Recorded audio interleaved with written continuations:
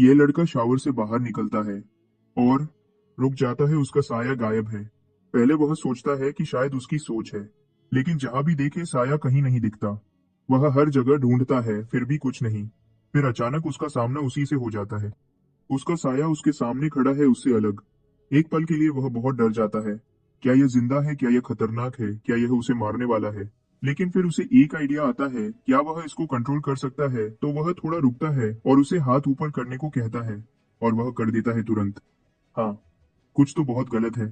कुछ दिनों से जियांगियो के साथ अजीब चीजें हो रही हैं। पहले उसकी आंखें दर्द करने लगी और वह लोगों के सर के ऊपर सेहत की बार्स देखने लगा। फिर और बुरा हुआ। उसको शहर के खंडहर होने के सपने आने लगे, जहां मॉन्स्टर्स एक दूसरे को मार रहे होते। फिर सब कुछ नॉर्मल हो जाता, नॉर्मल जैसे कुछ हुआ ही नहीं। और जैसे यह काफी नहीं था, उसने अपने सीने पर एक रहस्यमयी टैटू ढूंढ लिया, जिसमें कोई अंधेरा पावर निकल रहा था। और अब उसके पास एक जिंदा साया है जो उसकी हर बात मानता है। इससे हमारा लड़का खुश हो जाता है और उसे और ऑर्डर्स देने लगता है। उसका बंदा अपने साये को नचवाता है। थोड़ी देर बाद उसका सर दर्द करने लगता है और वह सोचने लगता है कि यह साया कहाँ से आया। उसके सीने के टैटू से एक चमकता गोल्ड बॉल निकल आता है और स्क्रीन बन जाता है। स्क्रीन उसे उसके साये के स्टैट्स और पावर्स दिखाता है। उसके पास सिर्फ एक एबिलिटी है, जिसका नाम शैडो डिवॉरिंग है। वह प्लस आइकॉन पर टैप करता है और उसे साये के बारे में और डिटेल्स मिलती है। शॉर्ट में उसका साया बिल्कुल उसके जैसा है, उसकी यादों के साथ। साया उसकी हर कमांड मानेगा, लेकिन खुद से सोच नहीं सकता। जियोंग अपना हाथ सये के अंदर से गुजारता है और समझ आता है कि इसका कोई सॉलिड बॉडी नहीं। वह सये से पूछता है क्या उसके पास उसकी सारी यादें हैं, और साया सिर हिलाता है। हमारा लड़का तुरंत टेबल की तरफ जाता है और अपना मैथ्स होमवर्क निकालता है। वह साये से पूछता है क्या यह होमवर्क में मदद कर सकता है। जंग थोड़ा हैरान होता है जब वह देखता है कि साया पेन पकड़ सकता है। इससे उसे शक होता है, क्या इसका सच में कोई बॉडी नहीं? क्योंकि साया खुद से नहीं सोच सकता, वह मैथ्स होमवर्क नहीं कर पाता और पेन छोड़ देता है। युंग गुस्सा हो जाता है और कहता है कि वह यह होमवर्क 2 मिनट में कर सकता था। वह सोचता है क्या टेस्ट उसके लिए बहुत मुश्किल है। सवाल सॉल्व करने की जगह वह साये से लेसन को याद से लिखने को कहता है। इस बार साया काम पर लग जाता है और लिखने लगता है। हमारा लड़का सोचता है कि अब उसे सुपर ह्यूमन बनने की जरूरत नहीं, क्योंकि उसका साया टेस्ट में चीटिंग कर सकता है। वह अपनी सारी बुक्स बेच सकता है। जांग इसमें बहुत बड़ा पोटेंशियल देख सकता है। वह एट्रीब्यूट पैनल को फिर से देखता है और कुछ और ढूंढता है। वह सही के टेक्निक के नीचे प्लस आइकॉन पर क्लिक करता है और उसे पता चलता है कि वह सब अंधेरे से शैडो पॉइंट्स अब्सॉर्ब कर सकता है। इससे उसकी ताकत बढ़ेगी और यह डेड चीजों पर भी काम करेगा। जिंग सोचता है कि यह कैसे काम करता है, क्योंकि उसे पता नहीं कि क्या उसे अंधेरे या चीज को छूना पड़ेगा। वह आसपास देखता है और कमरे के कोने में साया देखता है। वह उस साये को अब्सॉर्ब करने की कोशिश करता है, लेकिन कुछ नहीं होता। इससे वह परेशान हो जाता है, क्योंकि एबिलिटी में कोई मैनुअल या बिगिनर गाइड नहीं। अचानक नोटिफिकेशन आता है जो बताता है कि उसकी आंखें अननोन तरीके से बदल गई हैं। इससे उसे नया एबिलिटी मिलता है, शैडो प्यूपिल, और वह इसे ऑन करके दुनिया के अंधेरे हिस्से को देख सकता है। जियांग सोचता है क्या यह वही जगह है जो उसने पहले देखी थी। वह फैसला करता है कि धीरे धीरे करेगा और जल्दी नहीं करेगा। जब वह अपने नए पावर्स के बारे में सोच रहा होता है, वह अपने साये की तरफ मुड़ता है और कहता है चीटिंग बंद कर। उसके बजाय वह साये को पुशअप्स करने का ऑर्डर देता है। साया उठता है और जमीन में गायब होने लगता है।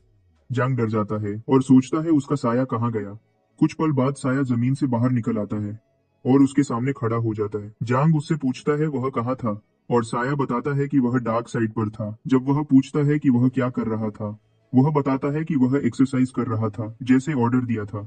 जैंग सोचता है क्या डार्क साइड पर प्रैक्टिस करना ज्यादा फायदेमंद है। वह साये को डिसमिस करता है और वापस जाने की इजाजत देता है। साया जाने के बाद वह टेबल पर बैठ जाता है और सीरियस काम करने की तैयारी करता है। अगली सुबह हम उसे टेबल पर सोते हुए देखते हैं, खाने के सपने देख रहा होता है। वह अचानक उठ जाता है और उसकी पीठ दर्द कर रही होती है, क्योंकि वह पेट के बल सोया था। उसी वक्त कोई दरवाजे पर नॉक करता है। जूंग दरवाजा खोलता है, अपनी गर्लफ्रेंड और क्लासमेट लू याओयाओ से मिलने के लिए। उसको उसके ऊपर हेल्थ बार 99 दिखता है और वह सोचता है कि यह इतनी सुबह क्यों गिर गया। वह समझता है कि शायद पोल्यूशन की वजह से, क्योंकि उसका साया डार्क साइड से वापस आया था। वह उससे पूछता है कि वह इतनी जल्दी क्यों आई, और वह बताती है कि उसने उसके नए ड्राइंग के बारे में सुना था। वह उसके डिजाइन कलेक्शन देखना चाहती है। याओ डर जाती है जब जेन ने दरवाजा बहुत जल्दी बंद कर दिया। वह उस पर थोड़ा गुस्सा हो जाती है, लेकिन हमारा लड़का वहां शौक में खड़ा रहता है, क्योंकि वह दीवार पर क्रैक्स देखता है। वह अपनी ताकत पर विश्वास नहीं कर पाता। उसकी गर्लफ्रेंड भी हैरान होकर उसके पूरे बॉडी को देखती है। अच्छे से चेक करने के बाद वह पूछती है क्या वह जिम जा रहा था। वह अपना सवाल खुद ही उड़ा देती है क्योंकि वह जानती है कि वह एक लोनर है जो सालों से एक्सरसाइज नहीं करता। फिर भी अजीब है कि रात भर में इतने मसल्स आ गए। वह उसके मसल्स को छूने लगती है और पूछती है क्या उसने कुछ किया है। जियांग मना करता है और कहता है कि वह हर दिन बुक शेल्फ्स उठाता है। हमारा लड़का समझता है कि सही की एक्सरसाइज का असर उसके अपने बॉडी पर भी दिख रहा है। उसकी गर्लफ्रेंड विश्वास नहीं करती कि इतनी कम एक्सरसाइज से यह बॉडी बन गया और सोचती है कि शायद वह कोई एनहांसमेंट ड्रग्स ले रहा है। वह कहती है कि अभी भी वक्त है वापस आने का। जियांग मजाक में कहता है कि वो बहुत ज्यादा बोलती है और उसके रिएक्ट करने से पहले वह उसका हाथ पकड़ लेती है और अपनी पीठ की जेब से कुछ निकालने लगती है। जंग चिल्लाता है और पूछता है क्या वह उस पर कोई खतरनाक वेपन यूज करने वाली है। या वो एक रिस्ट बैंड निकालती है और बताती है कि यह पोल्यूशन इंडेक्स चेक करने का इंस्ट्रूमेंट है। एलियन रेसेस को मारना, फॉरेन चीजें खाना और गुस्सा यह इंडेक्स बढ़ा सकता है। अगर इंसान के अंदर पोल्यूशन टाइम पर साफ न किया जाए तो वह एबनॉर्मल बन सकता है। जैंग अंदर ही अंदर हंसता है क्योंकि उसे लगता है कि उसके सीने वाली चीज में कोई पोल्यूशन नहीं। उसका मजाक शौक में बदल जाता है जब मशीन रिएक्ट करने लगती है। वह पीछे देखता है और उसकी गर्लफ्रेंड गन के साथ खड़ी होती है जो जरूरत पड़ी तो गोली मार सकती है। वह अपनी सारी इच्छा से शांत होने की कोशिश करता है जिससे रिएक्शन रुक जाता है। रिजल्ट नॉर्मल आता है और उसमें कोई पोल्यूशन नहीं दिखता। वह राहत की सांस लेता है जब समझ आता है कि वह सेफ है। वह कहती है कि उसके पापा ने उसे हर चीज में केयरफुल रहने को सिखाया था। यह सुनकर जियोंग उसे बताता है कि उसने कुछ फेमस कॉमिक कैरेक्टर्स बनाए हैं और पूछता है क्या वह देखना चाहती है। याओ खुश हो जाती है क्योंकि वह ड्राइंग्स बहुत देखना चाहती है। बाद में जोंग सोचता है और समझता है कि वह कितने करीब था पकड़े जाने से। वह सिस्टम विंडो खोलता है और नोटिफिकेशन पढ़ता है कि उसका साया शैडो वर्ल्ड में एक्सरसाइज कर रहा है और शैडो पॉइंट्स मिला है। जब वह सारे नोटिफिकेशंस पढ़ता है तो समझ आता है कि उसका साया बहुत स्ट्रांग हो गया है। इससे वह शॉक हो जाता है और सोचता है क्या उसका साया पूरी रात ट्रेन करता रहा। साया ट्रेन करता रहता है और हमारा लड़का असर फील कर सकता है। लेकिन उसे लगता है कि यह एक्सरसाइजेस काफी नहीं और इसे और मुश्किल बनाना चाहिए। वह साये को पुशअप्स और प्लैंक्स करने का ऑर्डर देता है। वह नॉर्मल प्लैंक्स नहीं, वह एक्चुअली साये को एक हाथ की 2 उंगलियों से पुशअप करने को कहता है और टाइगर पोज में पुशअप। यांग साये को मार्शल एक्सरसाइजेस और स्क्वाट्स करवाता है। फिर वह एक्सरसाइजेस की डिफिकल्टी बढ़ा देता है, वेट्स के साथ रनिंग और पेट के एक्सरसाइजेस ऐड करके। इस बीच में याओ मेन कैरेक्टर के कमरे के बाहर खड़ी होती है और उसे शैडो को ऑर्डर्स देते हुए सुनती है। वह सोचती है कि जियांग सच में ट्रेन कर रहा है और उसके सारे शक दूर हो जाते हैं। वह राहत महसूस करती है कि जियांग के साथ कुछ गलत नहीं। वह घर वापस जाती है कॉमिक्स पढ़ने। सीन डिजास्टर कैलेंडर के 99 साल पर शिफ्ट होता है। तारीख जनवरी 20 है और यह शैडो पाने का पहला दिन है। साया पूरी रात थके बिना ट्रेन करता रहता है। जोंग अपने साये के कांस्टेंट ट्रेनिंग से स्ट्रांग होता है। जांग सोचता है कि उस उम्र के जवान लोगों के लिए अपनी हालत पर खुश रहना शर्म की बात है। अगले दिन वह साये के लिए और ट्रेनिंग अरेंज करता है और रिजल्ट्स बहुत अच्छे होते हैं। वह सोचता है क्या वह अब एक पंच से याओ को मार सकता है, लेकिन समझता है कि और मेहनत करनी पड़ेगी। उसका चाचा ली जो नाइट पेट्रोल में काम करता है उससे मिलने आता है, लेकिन उसे कुछ अजीब नहीं लगता। चाचा ली बूढ़े हो रहे हैं और उनका एक हाथ भी चला गया है। जियांग सोचता है कि वह एक पंच से 3 चाचाली और 10 याओ को मार सकता है। अगले दिन वह और मेहनत करता है। वह सोचता है कि उसकी जिंदगी ऐसे नहीं चल सकती और उसे एक्स्ट्रा ऑर्डिनरी पावर्स पाने के लिए मेहनत करनी पड़ेगी। वह और ज्यादा कोशिश करने का फैसला करता है। जनवरी 24 को वह अपने काम के साथ साये को हार्ड ट्रेन करवाता है। जनवरी 25 को वह सेम रूटीन करता है। साया ट्रेन करता रहता है और वह काम करता रहता है। जनवरी 26 को वह खुद ट्रेन करने की कोशिश करता है, लेकिन सिर्फ 10 पुशअप्स के बाद छोड़ देता है। लेकिन शैडो पॉइंट्स की ग्रोथ बहुत स्लो है। उसने ट्रेनिंग से 8 शैडो पॉइंट्स पाए हैं और सोचता है कि 10 पॉइंट्स पाने और शैडो पोजीशन एक्टिवेट करने में कितना टाइम लगेगा। वह सोचता है कि अगर वह खुद डार्क साइड में जाए तो जल्दी इंप्रूव कर सकता है। उसके पैरों से काला स्वर्ल निकल आता है और उसे धीरे धीरे अंदर ले जाता है। वह जमीन में गायब हो जाता है और डार्क साइड चला जाता है। हैरान होकर वह अपने कमरे में ही होता है। वह सोचता है क्या यह असली डार्क साइड है, क्योंकि यह बिल्कुल उसके कमरे जैसा है। वह बाहर जाता है डार्क साइड को एक्सप्लोर करने। कुछ मिनट पहले जब उसने डार्क साइड में एंटर करने की कोशिश की थी तो सिर्फ कमरे में ही पहुंचा। असल में कमरे से डार्क साइड का एक्सेस नहीं मिलता, बाहर जाना पड़ता है एक्सप्लोर करने के लिए। इसीलिए वह बाहर जाता है। डार्क साइड बिल्कुल रियल वर्ल्ड जैसा दिखता है। इससे वह गुस्सा हो जाता है और चलते रहता है। उसे पीछे से आवाज आती है और वह सोचता है क्या कोई आदमी है जो उसे यहाँ नेविगेट करने में मदद करेगा। लेकिन यह एक अजीब क्रीचर होता है जो पीछे से अटैक करता है।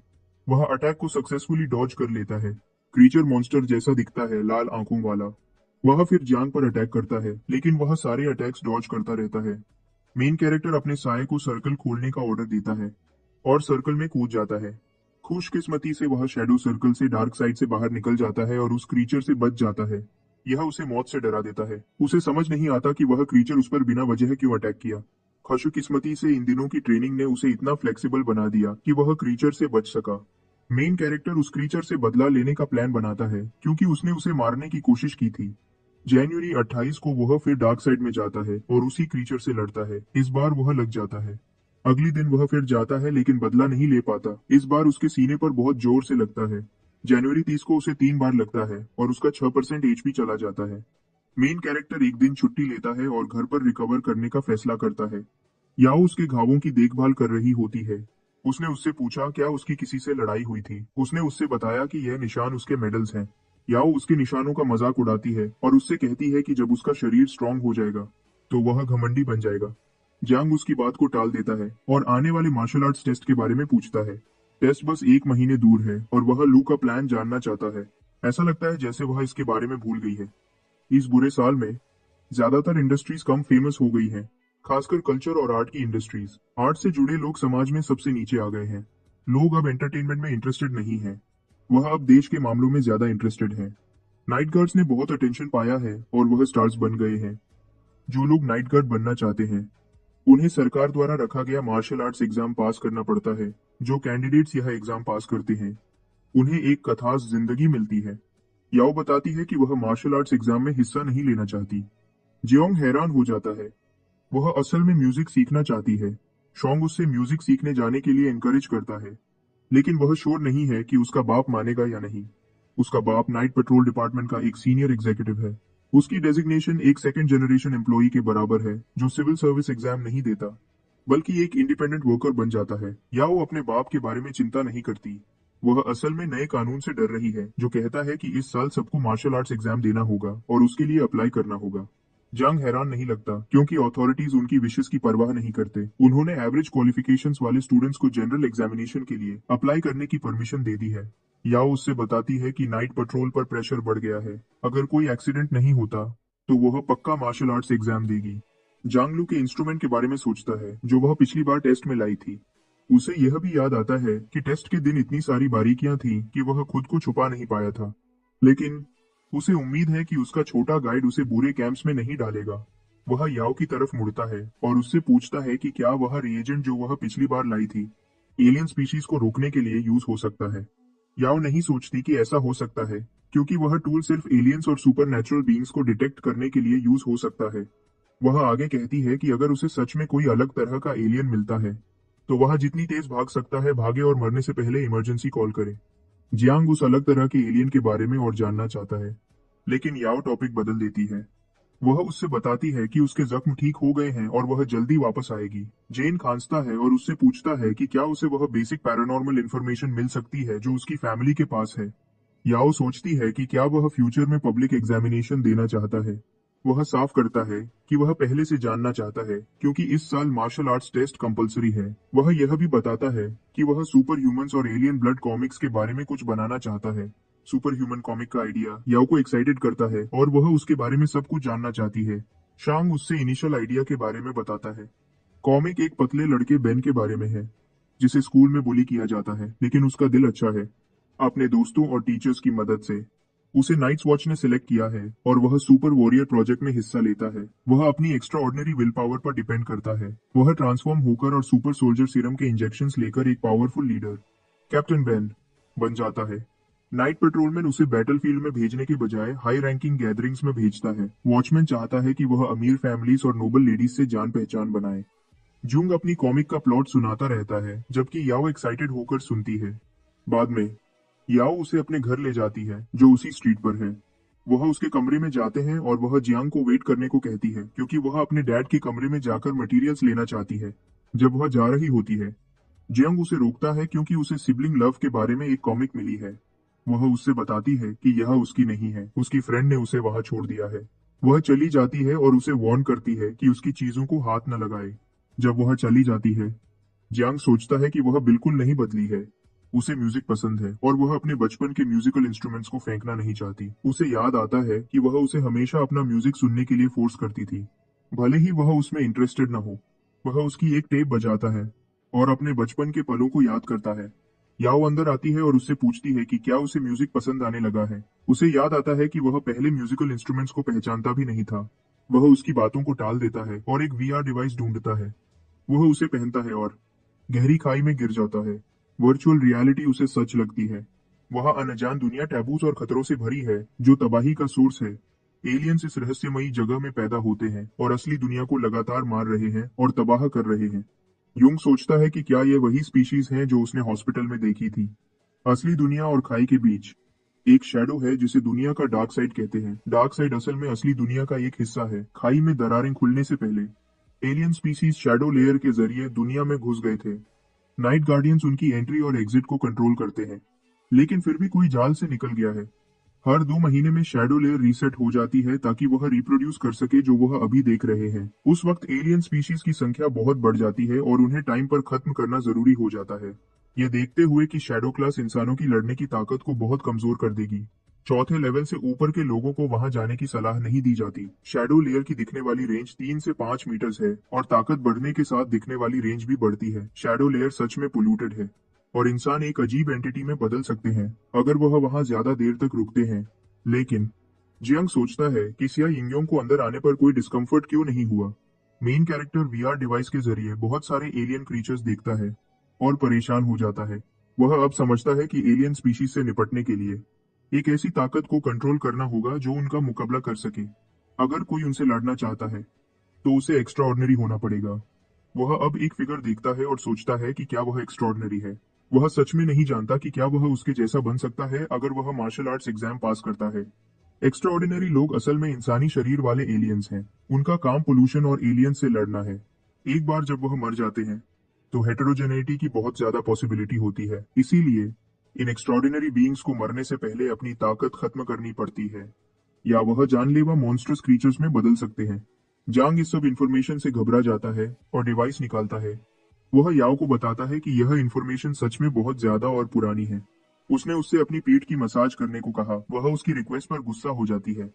वह उसे 3 ओरिजिनल अल्ट्रा एचडी ड्राइंग से रिश्वत देता है। वह मान जाती है और उसकी मसाज करना शुरू कर देती है। वह महसूस करती है कि उसके कंधे हार्ड हैं। जांग बताता है कि उसकी गर्दन मस्कुलर हो गई है क्योंकि वह वर्कआउट कर रहा है। वह पूछती है कि क्या वह एब्स भी करता है। वह समझ जाता है कि वह उसके एब्स को छूना चाहती है और वह उसे ऐसा करने देता है।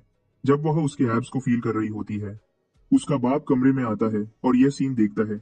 वह सब साथ में खाना खाते हैं और टेबल पर जियांग और अंकल लू के बीच बहुत टेंशन है। याओ अपने बाप को बताती है कि उसे गलतफहमी हुई है। लू उसकी बात नहीं मानता क्योंकि उसने उन्हें अपनी आंखों से साथ देखा है। योयो के पास कहने के लिए कोई शब्द नहीं है, इसीलिए वह जियांग पर चिल्लाती है और उसे कुछ कहने को कहती है। मेन कैरेक्टर भी झिझकता है, लेकिन वह किसी तरह अपने बाप को बताने में कामयाब हो जाता है कि यह सब उसकी गलती है। जांग फिर मान लेता है कि उसने ऐसा किया है और ल्यू जो चाहे कर सकता है। लू दूसरी तरफ गुस्सा हो जाता है और चाकू ढूंढता है। याओ अपने बाप को शांत करने की कोशिश करती है, जबकि जियांग भागने की कोशिश करता है यह कहते हुए कि अंकल लू को गलतफहमी हुई है। याओ और जियांग बचपन के लवर्स हैं, लेकिन उनकी पर्सनालिटीज अलग हैं। लोग मेन कैरेक्टर को एक बदनाम लड़का देखते हैं, जबकि याओ एक पढ़ी लिखी और पसंद की जाने वाली यंग लड़की है। ऑपोजिट पर्सनालिटीज होने के बावजूद वह हमेशा जियांग के साथ खेलना पसंद करती थी जब वह छोटे थे। वह सोचता है कि क्या यह इसलिए है क्योंकि उसने एक बार उसे बुरे बच्चों से बचाया था। वह यह भी सोचता है कि वह उसे पसंद करती है क्योंकि वह उसकी बहादुरी और हैंडसमनेस की तारीफ करती है। उसे याद है कि वह उसके साथ खेलने को तैयार थी, भले ही वह दूसरों को प्रैंक करने के लिए एक होमलेस बच्चे का नाटक करता था। उसे अब भी याद है कि वह कैसे उसके प्रैंक्स में उसका साथ देती थी और उसका बाप उसे उसके साथ घूमने के लिए डांटा करता था। अंकल लू हमेशा उससे होशियार रहते थे। लू एक सोफा पर बैठ जाता है और शक से उन दोनों को घूरता है। वह अपनी सिगरेट जलाता है और उनसे उस सीन के बारे में पूछता है जो उसने अपनी बेटी के कमरे में घुसते ही देखा था। चैंग बताता है कि वह एलियंस और सुपरनैचुरल बीइंग्स के बारे में कुछ इन्फॉर्मेशन ढूंढ रहा है। लू दूसरी तरफ सोचता है कि वह बिगड़ गया है। वह उससे पूछता है कि क्या वह असली वजह जानता है कि यह इन्फॉर्मेशन स्टूडेंट से पहले से क्यों छुपा कर रखी जाती है। जांग असली वजह नहीं जानता, तो लू उसे समझाता है। इंसानी आत्माएं हेटेरोजीनियस होती हैं और डिविएशन का शिकार होती हैं। नाउम्मीदी एक इंसान को खाई में खींच सकती है। कुछ चीजें सबके लिए ठीक नहीं होती क्योंकि सबके पास उसके लिए विल पावर नहीं होती। अगर आत्मा में एक छोटा सा क्रैक भी हो, लेकिन सुर आत्मा में एक छोटा सा क्रैक भी हो, लेकिन सुर आत्मा में एक छोटा सा क्रैक भी हो, तो एलियन रेसेस उसका फायदा उठा सकते हैं। इसीलिए सरकार ऑफिशियल एग्जामिनेशन से पहले कैंडिडेट्स की क्वालिफिकेशंस को असेस करना चाहती है। सिर्फ फिजिकल हेल्थ और विल पावर वाले लोग ही सुपर नेचुरल वर्ल्ड से कांटेक्ट कर सकते हैं। वह उन्हें यह भी समझाता है कि सुपर पावर का रास्ता लंबा और खतरों से भरा है, जिसमें सब्र और लगन की जरूरत होती है। वह आगे कहता है कि हर साल इतने सारे लोग अपनी पावर्स पर कंट्रोल खो देते हैं, असिस्टिव डिवाइसेस के साथ भी। यह सब उसे दुखी करता है। इसलिए वह जंग को सलाह देता है कि इन चीजों के बारे में पहले से न सीखे। जैंग उसकी सलाह के लिए उसकी तारीफ करता है, लेकिन वह उसे यह भी बताता है कि वह इससे बच नहीं सकता क्योंकि इस साल मिलिट्री कॉम्प्रिहेंसिव एग्जामिनेशन है। इसके अलावा वह सोचता है कि दूसरों पर डिपेंड करने से बेहतर है खुद पर डिपेंड करना। वह उन्हें यह भी बताता है कि जब दुनिया गिर रही हो तो किसी पर डिपेंड करना काम आ सकता है। इससे पहले कि लूक उसे कुछ और कह पाता, उसे एक अर्जेंट मिशन के लिए कॉल आता है। वह जाने के लिए तैयार हो जाता है। जाने से पहले वह जियांग को जेंटलमैन बनने को कहता है। वह उसे वार्न भी करता है कि अगर उसने कुछ गलत किया तो वह उसे मार देगा। जोंग उससे कहता है कि चिंता न करे, क्योंकि वह याओ के साथ दोबारा कुछ गलत नहीं करेगा। याओ उसके स्टेटमेंट से खुश नहीं है, क्योंकि वह सोचती है कि उन्होंने पहले तो कभी कुछ गलत किया ही नहीं। सीन एक बिजी दिन में बदल जाता है। लोग अपने डेली काम के लिए सड़कों पर हैं। जांग भी अपने घर से बाहर आया है और एक स्क्रीन के सामने खड़ा है। स्क्रीन पर सनसेट वॉच के मेंबर्स दिख रहे हैं, जिनकी जिम्मेदारी सी ऑफ क्लाउड्स की रक्षा करना है। मेन कैरेक्टर सुपर नेचुरल के बारे में मिली इन्फॉर्मेशन की मात्रा से थोड़ा डिसअपॉइंटेड लगता है। अपनी ग्रोसरीज करते हुए वह खुद से सोचता है कि वह दोबारा इन्फॉर्मेशन एक्सेस नहीं कर पाएगा, क्योंकि अंकल लू उसे छुपा कर रखेंगे। इसी बीच उसे याओ का कॉल आता है, जो उससे दूध और अंडे लाने को कहती है। जिंग मजाकिया अंदाज में जवाब देता है कि उसे साफ साफ बताना चाहिए अगर उसे पैड्स चाहिए। वह उसके पैड्स लेता है और बाहर चला जाता है। घर वापस जाते हुए वह अपने आने वाले टेस्ट और अपनी शैडोज ट्रेनिंग के इफेक्ट्स के बारे में सोच रहा है। शैडो एक्सरसाइजेस इफेक्टिव हैं, लेकिन यह अकेले काफी नहीं होंगे। इसलिए वह कुछ और प्रैक्टिकल एक्सरसाइजेस भी ऐड करने का फैसला करता है। उसने एलियंस से लड़ने के बारे में अक्सर एडवर्टाइजमेंट्स देखे हैं। इसके अलावा इस साल मार्शल आर्ट्स एग्जाम में स्टूडेंट्स की संख्या ज्यादा होगी। वह अंधेरे आसमान की तरफ देखता है। उसे लगता है कि इस दुनिया में जल्दी ही कुछ बहुत बुरा होने वाला है। वह समझता है कि अभी इसके बारे में न सोचना बेहतर है और एलियन रेसेस से लड़कर इवॉल्व होने पर फोकस करना चाहिए। वह आसपास देखता है ताकि कंफर्म कर सके कि कोई उसे देख नहीं रहा है। कंफर्म होने के बाद वह डार्क साइड में एंटर करता है। जैसे ही वह एंटर करता है, उसे एहसास होता है कि कोई जिसका 14% एचपी है उसकी तरफ बढ़ रहा है। जब वह मेन कैरेक्टर के पास आता है तो वह उसे पहचान जाता है। वह एक यंग लड़का है जो जियांग की ही स्ट्रीट पर रहता है। वह बुरी तरह जख्मी है और मरने वाला है। जियोंग उससे डार्क साइड में उसकी प्रेजेंस के बारे में पूछता है, लेकिन इससे पहले कि वह जवाब दे पाता, वह जमीन पर गिर जाता है। जल्दी ही वह मॉन्स्टरस क्रीचर लड़के के पीछे से दिखता है। यह वही क्रीचर है जिससे जियांग बदला लेना चाहता है।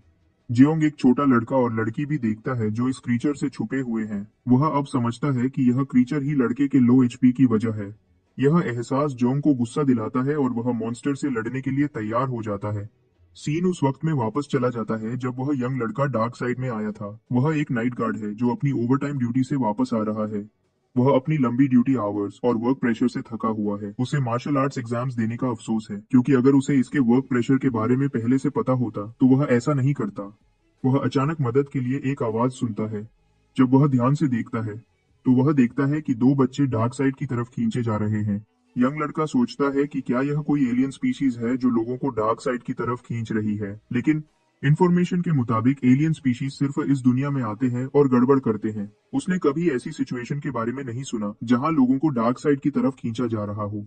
बच्चे अब भी चिल्ला रहे हैं क्योंकि वह डार्क स्वर्ल में खींचे जा रहे हैं। यंग लड़का उन्हें अश्योर करता है कि वह उन दोनों को बचाएगा और उनकी तरफ दौड़ता है। वह उनके हाथ पकड़ता है और अंधेरा उन सबको निकल लेता है। डार्कनेस स्वर्ल उन्हें दूसरी तरफ फेंक देता है। बच्चे समझ नहीं पाते कि वह कहाँ है और वह रोने लगते हैं। यंग लड़का फाइनली समझता है कि वह डार्क साइड में है, जबकि वह ऑफ ड्यूटी है। उसके पास अपने हथियार या पोल्यूशन कंट्रोल इक्विपमेंट भी नहीं है। उसे यकीन है कि वह आज मरने वाला है। इससे पहले कि वह कुछ कर पाता, उसे एक मॉन्स्टरस एलियन मिलता है। बच्चे डर जाते हैं और वह क्रीचर पर अटैक करता है। हैरानी की बात है, वह गायब हो जाता है। लेकिन यंग लड़का समझता है कि वापस जाने का कोई रास्ता नहीं है। वह आसपास देखता है और समझता है कि इस जगह पर बहुत सारे एलियन स्पीशीज हैं। वह एलियंस उन पर कभी भी अटैक कर सकते हैं। लड़के ने गवर्नमेंट एम्प्लॉई के रूप में इतना लंबा काम किया है कि वह मार्शल आर्ट्स एग्जाम के दौरान सीखे हुए सभी फाइटिंग स्किल्स लगभग भूल गया है। सबसे बुरी बात यह है कि वह इस डार्क वर्ल्ड में दो छोटे बच्चों के साथ है जो अपनी सर्वाइवल के लिए उस पर डिपेंड करते हैं। वह दोनों रो रहे हैं। लड़का सिर्फ अपने रिस्टबैंड के जरिए डिस्ट्रेस सिग्नल्स भेज सकता है और मदद का इंतजार कर सकता है। वह सिग्नल भेजता है और अपना बैंड निकालता है। बैंड उन दो बच्चों को पोल्यूशन से टेम्परेरीली लड़ने में मदद कर सकता है। वह सोचता है कि बैंड को अपने पास रखने का कोई फायदा नहीं है, इसलिए वह उसे छोटे बच्चों को दे देता है। छोटा लड़का उससे पूछता है कि क्या वह जिंदा रहेंगे, और वह जवाब देता है कि वह पक्का जिंदा रहेंगे। वह उसे कहीं सेफ जगह छुपने की सलाह देता है क्योंकि उसे पहले क्रीचर से लड़ना है। यंग लड़का याद करता है कि उसने 18 साल की उम्र में मिलिट्री स्ट्रेंथ एग्जाम पास किया था। उसने उसे पास किया और यूनिवर्सिटी में ग्रेट पावर्स डिपार्टमेंट में एंटर किया। उसे यह भी याद है कि उसने यूनिवर्सिटी के अपने पहले साल में अपनी फाउंडेशंस पर बहुत मेहनत की थी। वह एक दिन फाइटर बनना चाहता था। लड़के को अभी भी वह दिन याद है जब उसने यूनिवर्सिटी के दूसरे साल में एक अनजान एलियन को हराया था। लेकिन उसे जल्दी ही समझ आ गया कि सुपर पावर्स की दुनिया में नेचुरल टैलेंट के सामने मेहनत की कोई कीमत नहीं है। वह लड़का किस्मत पर यकीन नहीं करता था। उसने बहुत मेहनत की, लेकिन आखिर में वह अपनी हद तक नहीं जा पाया। उसके पास मिलिट्री फोर्सेस डिपार्टमेंट छोड़ने के अलावा कोई रास्ता नहीं था और वह नाइट वॉच का एक रेगुलर एम्प्लॉई बन गया। लड़का अपने ख्यालों से बाहर आता है और उसे समझ आता है कि मॉन्स्टर उसके पास आ रहा है। यह एक 4 डायमेंशनल मिड रेंज और फर्स्ट क्लास आधा जानवर मॉन्स्टर है। मॉन्स्टर उस पर हमला करता है, लेकिन वह उस पर पलट कर हमला कर पाता है। यह हमला लड़के को थोड़ा जाना पहचाना लगता है, लेकिन तभी मॉन्स्टर उसे गफलत में पकड़ लेता है और उस पर हमला करता है। लड़का हमले से बच सकता था, लेकिन उसका शरीर उसके दिमाग का साथ नहीं दे पाया। मॉन्स्टर फिर से हमला करता है। लड़का हमले से बच जाता है और भागने की कोशिश करता है। उसका शरीर भारी हो जाता है, जैसे हजारों सुई उसके शरीर में चुभ रही हों। इसलिए उसे इस जानवर को खत्म करना होगा, इससे पहले कि यह पोल्यूशन उसे मार दे। वह मॉन्स्टर को मारने की तैयारी करता है और हमला करने के लिए अपनी अंधेपन की शैडो पावर का इस्तेमाल करता है। वह जानवर उस लड़के के हमले की वजह से गिर जाता है, लेकिन लड़के को खून आना शुरू हो जाता है क्योंकि पोल्यूशन बढ़ता जा रहा है। जब भी वह अपनी सुपर पावर्स का इस्तेमाल करता है, पोल्यूशन भी बढ़ जाता है। उस जैसे लोग जिनकी विल पावर कमजोर है और क्वालिफिकेशंस कम है, सुपर नेचुरल पावर्स को बार बार इस्तेमाल नहीं कर सकते। खुशकिस्मती से लड़के ने सिविलियन बनने के बाद अपनी एबिलिटी का सिर्फ कुछ बार ही इस्तेमाल किया है। मॉन्स्टर उस पर हमला करने के लिए तैयार है और वह आखिर तक लड़ने के लिए तैयार है। मॉन्स्टर पूरी ताकत से उस पर हमला करता है और वह जमीन पर गिर जाता है। उसे खून की उल्टी आती है और वह हैरान है कि उसका दुश्मन उसकी ताकतों का कितनी जल्दी आदी हो गया है। लेकिन यह मॉन्स्टर एक एवरेज क्लास का जानवर है और मार्शल आर्ट्स डिपार्टमेंट का कोई भी यूनिवर्सिटी स्टूडेंट इसे आसानी से मार सकता था। वह सोचता है कि क्या उसकी टैलेंट की कमी ही इस जानवर के खिलाफ उसकी मुश्किल की वजह है। उसे समझ आता है कि वह इससे जीत नहीं सकता, लेकिन एक नाइट पेट्रोल होने के नाते उसने फैसला किया है कि वह आखिर तक हार नहीं मानेगा। वह सिर्फ इतना कर सकता है कि वक्त खरीदे और मदद आने का इंतजार करे। जब वह डरे हुए बच्चे को देख रहा होता है, मॉन्स्टर उसे मार देता है। वह फिर से जमीन पर गिर जाता है और इस बार उसे लगता है कि वह मरने वाला है। उसे याद आता है कि उसने 15 साल की उम्र में अपने करीबी रिश्तेदार की मौत देखी थी। वे सब एलियन स्पीशीज के हाथों मरे थे। इसी वजह से उसने 18 साल की उम्र में मिलिट्री फोर्सेस ज्वाइन करने का फैसला किया था। उसे यह भी याद आता है कि 20 साल की उम्र में दूसरा साल खत्म करने के बाद उसे कॉम्बैट डिपार्टमेंट छोड़ना पड़ा था। बाद में उसने 21 साल की उम्र में नाइट पुलिस को एक ट्रेनी के रूप में ज्वाइन किया और एक रेगुलर एम्प्लॉई बन गया। अब उसे नाइट पुलिस ज्वाइन किए हुए 4 साल हो गए हैं। मुश्किलों के बावजूद वह इस दुनिया में अपनी जिंदगी को आम मानता है। इंसान और एलियन स्पीशीज 4 साल से लड़ रहे हैं, लेकिन इन सालों में सब कुछ उतना शांत नहीं रहा जितना दिखाया जाता है। वह हमेशा हकीकत से भागना चाहते थे, लेकिन कोई भी इसे झुठला नहीं सकता जब वह काले बादलों का सामना करते हैं। वह लड़का सोचता है कि मौत सुपर पावर्स वाले लोगों के लिए एक आम बात है, लेकिन वह अभी हार नहीं मानेगा क्योंकि उसे बच्चों को बचाना है। वह एक ब्लू गोली लेता है और नई ताकत के साथ खड़ा हो जाता है। वह एलियन के साथ दूसरे राउंड के लिए तैयार हो जाता है। वह लड़का आगे बढ़ता है और मॉन्स्टर पर लगातार हमला करना शुरू कर देता है। एलियन मॉन्स्टर उसके लगातार हमलों का बचाव नहीं कर पाता। लड़के को अभी भी उम्मीद है कि वह एलियन को खत्म कर देगा अगर वह थोड़ी देर और टिका रहा, लेकिन आखिर में पोल्यूशन उस पर हावी हो जाता है और एलियन उस पर हमला करता है। वह उस हमले को सह नहीं पाता और जमीन पर गिर जाता है। उसके सर से खून बहना शुरू हो जाता है और उसे अपना अंत दिखता है। उसे समझ आता है कि वह सिर्फ अपनी एबिलिटीज की वजह से इस जानवर को खत्म नहीं कर सकता। वह खुद को बेचारा महसूस करता है क्योंकि वह गोलियों की मदद से भी जीत नहीं पाया। उसे दिखता है कि उसकी आम और बोरिंग जिंदगी खत्म होने वाली है। हार मानने से ठीक पहले उसे जियांग की आवाज सुनाई देती है। वह सोचता है कि क्या वह नाइट वॉचमैन है, लेकिन उसकी आवाज बहुत जवान है। वह वॉचमैन जैसा नहीं लगता। वह डार्क साइड पर एक आम इंसान की मौजूदगी पर हैरान है क्योंकि ऐसा होना बहुत मुश्किल है। जियांग उसके पास आता है और उसके कंधे पकड़ता है। वह उसे थोड़ी देर लेटने को कहता है और बाकी सब उस पर छोड़ने को कहता है। वह लड़का अभी भी जियांग की डार्क साइड पर मौजूदगी के बारे में सोच रहा है। कोई भी डार्क साइड में नहीं जा सकता क्योंकि इसे इंस्पेक्शन डिपार्टमेंट बहुत सख्ती से कंट्रोल करता है। वह सोचता है कि क्या जियांग वह रहस्यमयी आदमी है जो डार्क साइड पर रहता है। इसी बीच एलियन जियांग पर हमला करता है और वह फिसल कर दूर हो जाता है। लड़के को समझ आता है कि वह बहुत कमजोर है। एलियन मॉन्स्टर लड़के पर हमला करने की कोशिश करता है, लेकिन जंग पहले उस पर हमला करता है। उसके हमले एलियन की एचपी को 24 से 23 तक कम कर देते हैं। वह उसे चेतावनी देता है कि उसे लड़के पर हमला नहीं करना चाहिए क्योंकि उसका दुश्मन जियांग है। वह हाथ में कांच की बोतल लेकर हमला करने के लिए तैयार हो जाता है। वह कांच की बोतल तोड़ता है और उसका इस्तेमाल एलियन को डराने के लिए करता है। उसने पहले भी इससे लड़ा है, इसलिए वह जानता है कि यह कैसे लड़ता है। एलियन बुरी तरह जख्मी है और अब उसकी रफ्तार और ताकत बहुत कमजोर हो गई है। जियांग यह पूरी तरह समझता है और यह दिखाने के लिए तैयार है कि सब कुछ उसकी मर्जी से होगा। एलियन गुस्सा हो जाता है और जियांग पर फिर से हमला करने की कोशिश करता है, लेकिन जियांग हमले से कामयाबी से बच जाता है। वह लड़का समझ नहीं पा रहा कि क्या जोंग कमजोर है या नहीं, लेकिन वह इतना जरूर जानता है कि भले ही उसके पास स्पेशल टेक्निक्स न हो, वह अपने दुश्मनों को बहुत अच्छे से दबा सकता है। जेंग दूसरी तरफ उस जानवर से बदला लेने पर अड़िग है। वह अपनी पूरी ताकत इकट्ठी करता है और उसकी कमर पर हमला करता है। एलियन जवाब में हमला करता है और उसे दूर फेंक देता है। उसे समझ आता है कि उसकी कमर पर हमला करना उसे डिफेंसिव मोड में डाल देता है। वह देखता है कि मॉन्स्टर उसकी तरफ भाग रहा है। वह खुद से पूछता है कि उसे क्या करना चाहिए क्योंकि वह 2 और हमलों के बाद मर जाएगा। अगर वह अकेला होता तो डार्क साइड छोड़कर बाद में वापस आ जाता, लेकिन वह जा नहीं सकता क्योंकि उसे बच्चों और लड़के को बचाना है। फिर वह देखता है कि एलियन की एचपी 20% तक गिर गई है। वह सोचता है कि इस एचपी पर उसे इससे डरना नहीं चाहिए और उसे आज इसे मारने के लिए काफी मजबूत होना चाहिए। लड़का उसे उसकी दाहिनी पसली पर हमला करने की सलाह देता है क्योंकि वह बुरी तरह जख्मी है। जियांग मान जाता है और एलियन की तरफ भागना शुरू कर देता है।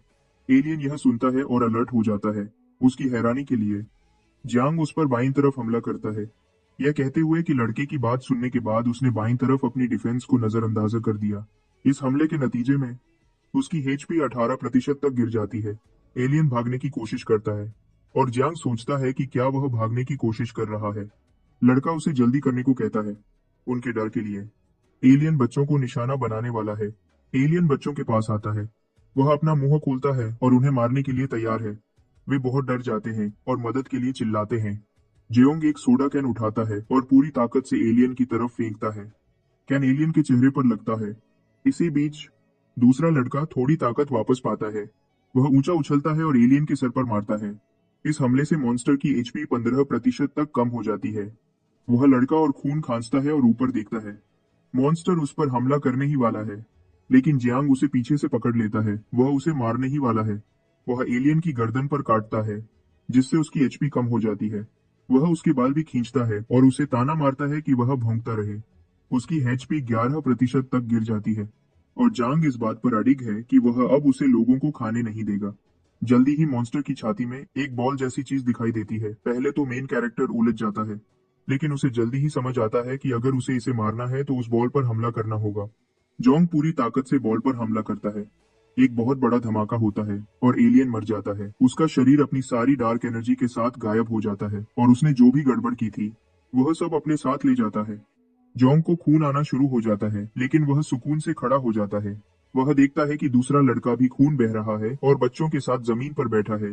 जेंग खुश है कि उसने आखिरकार अपना बदला ले लिया है। अचानक उसकी नजर धुंधली होने लगती है और वह पूरे अंधेरे में चला जाता है। जियांग खुद को एक गड़बड़ भरी दुनिया में पाता है। हर जगह लाशें और जख्मी लोग हैं। जगह जल रही है और वह सोचता है कि क्या यह जमा होने की जगह है। उसे नहीं पता कि वह यहाँ कैसे पहुंचा। वह खुद को हजारों एलियन से घिरा हुआ पाता है जो उस पर हमला करने के लिए तैयार हैं। वे सब एक साथ उस पर हमला करते हैं और वह चिल्लाता है, सूरज ऊंचा है और यह दुनिया का डार्क साइड है। कुछ लोग रोशनी में शोर मचा रहे हैं और कुछ अंधेरे में चिल्ला रहे हैं। हर कोई लड़ रहा है और लोग मर रहे हैं। कुछ लोग असली बड़ी मौत के बारे में जानते हैं और कुछ नहीं जानते। जिंग को अचानक अपनी नजर वापस मिल जाती है और उसे वह लड़का सुनाई देता है जो उससे पूछ रहा है कि क्या वह जिंदा है या नहीं। जोंग इस बात की तस्दीक करता है कि वह जिंदा है और उसे सुकून मिलता है कि जो कुछ उसने पहले देखा वह असल में एक सपना था। उसे कुछ भी याद नहीं है एलियन को मारने के बाद। वह उसके शरीर को छूता है और उसे समझ आता है कि यह एक शेड ईटिंग एलियन है। वह लड़का उससे पूछता है कि क्या वह ठीक है, क्योंकि वह कुछ नहीं कह रहा इससे पहले कि वह कुछ कह पाए। उसे समझ आता है कि लड़के की हालत बहुत खराब है। उसके खून की मात्रा के हिसाब से उसे अभी भी बचाया जा सकता है, क्योंकि उसकी अभी भी 10% एचपी बची है। स्टैंडर्ड एचपी सिस्टम के हिसाब से 10% एचपी वाले इंसान को मौत के करीब माना जाता है और उनके बचने की थोड़ी सी उम्मीद होती है। लड़का जोंग से रिक्वेस्ट करता है कि वह उसे दीवार के सहारे बैठने में मदद करे। वे दोनों दीवार के सहारे बैठ जाते हैं। लड़का जियांग से पूछता है कि क्या वह नाइट वॉचमैन है। मेन कैरेक्टर इस बात पर हैरान है कि लड़का उसे पहचानता नहीं है, एक ही बिल्डिंग में रहने के बावजूद। वह सोचता है कि लड़के ने उसे बिल्डिंग में ज्यादा नहीं देखा होगा, इसलिए वह मेन कैरेक्टर को नहीं जानता। चंग जवाब देता है कि वह नाइट पेट्रोल नहीं है। लड़का उसे कहता है कि जिस तरह उसने उस फर्स्ट ऑर्डर एलियन स्पीशीज को मारने में मुश्किल महसूस की, वह जरूर नाइट पेट्रोलमैन नहीं होगा। वह हंसता है और कहता है कि सब नाइट पेट्रोलर स्ट्रांग नहीं होते। जैंग सोचता है कि क्या वह लड़का शुक्रिया कहना नहीं जानता क्योंकि उसने अभी उसकी जान बचाई है। लड़का फिर मुस्कुराता है और मेन कैरेक्टर को कहता है कि उसने बहुत अच्छा किया। वह फिर से जियांग का मजाक उड़ाता है, यह कहते हुए कि उसने कभी किसी को सोया सॉस की बोतल से एलियन को भगाते नहीं देखा। वह बीच बीच में खांसते हुए मजाक करता रहता है। जैंग सोचता है कि वह इतनी चोटों के बाद भी इतने अच्छे मूड में कैसे हो सकता है। वह यह भी सोचता है कि क्या सब नाइट गार्ड्स हमेशा इतने अच्छे मूड में रहते हैं। वह लड़का जियांग से उसकी उम्र और यूनिवर्सिटी के बारे में पूछता है। वह उसे कहता है कि वह नॉर्थ मेट्रो एकेडमी में पढ़ता है और उसने अभी अपना सॉफ्टमोर साल शुरू किया है। वह लड़के से झूठ बोलता है क्योंकि वह अपनी पर्सनल जानकारी दूसरे लोगों के साथ शेयर नहीं करना चाहता। पता चलता है कि दूसरा लड़का भी उसी यूनिवर्सिटी में पढ़ता है, इसलिए वह जियांग के डिपार्टमेंट के बारे में पूछता है। जियांग उलझा हुआ लगता है, इसलिए वह लड़का उससे और सवाल न पूछने का प्लान बनाता है। लेकिन कुछ देर बाद जियांग को कहता है कि वह सोचता है कि उसे मार्शल आर्ट्स डिपार्टमेंट में होना चाहिए, क्योंकि लिबरल आर्ट्स का कोई भी आदमी पहले लेवल मॉन्स्टर से निपट नहीं सकता। वह बातें करता रहता है और जियांग से सिगरेट मांगता है। जियांग के पास नहीं है, इसीलिए वह बिस्किट्स ऑफर करता है। वह लड़का उसे लेता है और जोंग को कहता है कि वह कंजूस है। मेन कैरेक्टर उसे कहता है कि उसके पास बहुत सारे थे, लेकिन लड़ाई के दौरान वे टूट गए और हर जगह बिखरे हुए हैं। वह लड़के को उनमें से कुछ देने की पेशकश करता है अगर वह अभी भी चाहता है। लड़का जमीन से उन्हें खाने से मना कर देता है। कुछ मिनट बाद वह जियांग से पूछता है कि क्या यह उसका पहला मौका है जब वह अकेला एलियन से लड़ रहा है। किन उसे कहता है कि वह सही है। वह लड़का बताता है कि वह कभी कभी मार्शल आर्ट्स डिपार्टमेंट एग्जामिनेशन और यहाँ तक कि कॉम्बैट डिपार्टमेंट से भी जलन करता है, क्योंकि वे बहुत खुशकिस्मत है। वह खुद बदकिस्मत है क्योंकि उसकी क्वालिफिकेशंस कम है और विल पावर कमजोर है। वह खुद को बेउम्मीद मानता है क्योंकि वह युआन वांग, एक ऐसी गोली जो लड़ने की ताकत बढ़ा सकती है, लेने के बाद भी अपनी ताकत नहीं बढ़ा सकता। जांग उसे कहता है कि बातें करना बंद करे और थोड़ी एनर्जी बचाए तो अच्छा होगा, क्योंकि उसे रेस्क्यू टीम के आने का इंतजार करना है। लड़का उसे कहता है कि वह बस किसी से बात करना चाहता है। वह आगे कहता है कि उस जैसे सिविलियंस की विल पावर बहुत कम होती है, चाहे वे कितने भी स्ट्रांग हों। उनके दिल कमजोर होते हैं, वे ज्यादा देर तक पोल्यूशन का सामना नहीं कर सकते। जैंग उससे पूछता है कि क्या उसे मार्शल आर्ट्स ट्रैक लेने का अफसोस है। लड़का अपनी मुट्ठी भींचता है और बताता है कि उसे बहुत अफसोस है। वह एक क्लेरिकल वर्कर है जो काम में ढिलाई कर सकता है और जब कुछ करने को न हो तो लड़कियों से बात करता है। वह नए नाइट पेट्रोलमैन को ट्रेनिंग भी देता है और बस यही है। वह सोचता है कि वह एक भंवर में फंस गया है और अब उसके पास निकलने का कोई रास्ता नहीं है। वह फिर से खांसता है और जियांग उसे कहता है कि खुद पर थोड़ा रहम करे, इस तरह वह बच नहीं पाएगा। लड़का उसे कहता है कि उसने बहुत पहले रेस्क्यू सिग्नल भेज दिया था और रेस्क्यू टीम को अब तक वहां पहुंच जाना चाहिए था। वह बच्चों के बारे में भी परेशान है जो अब जमीन पर लेटे हुए हैं। जैंग खड़ा हो जाता है, लेकिन वह लड़का उसे चेतावनी देता है कि और भी एलियन स्पीसीज हैं जो उस पर हमला कर सकते हैं। वह यह भी कहता है कि मेन कैरेक्टर अपनी स्किल्स से उनसे हमेशा बच नहीं पाएगा। वह उसे बैठने और रेस्क्यू टीम के आने तक उससे बात करने को कहता है।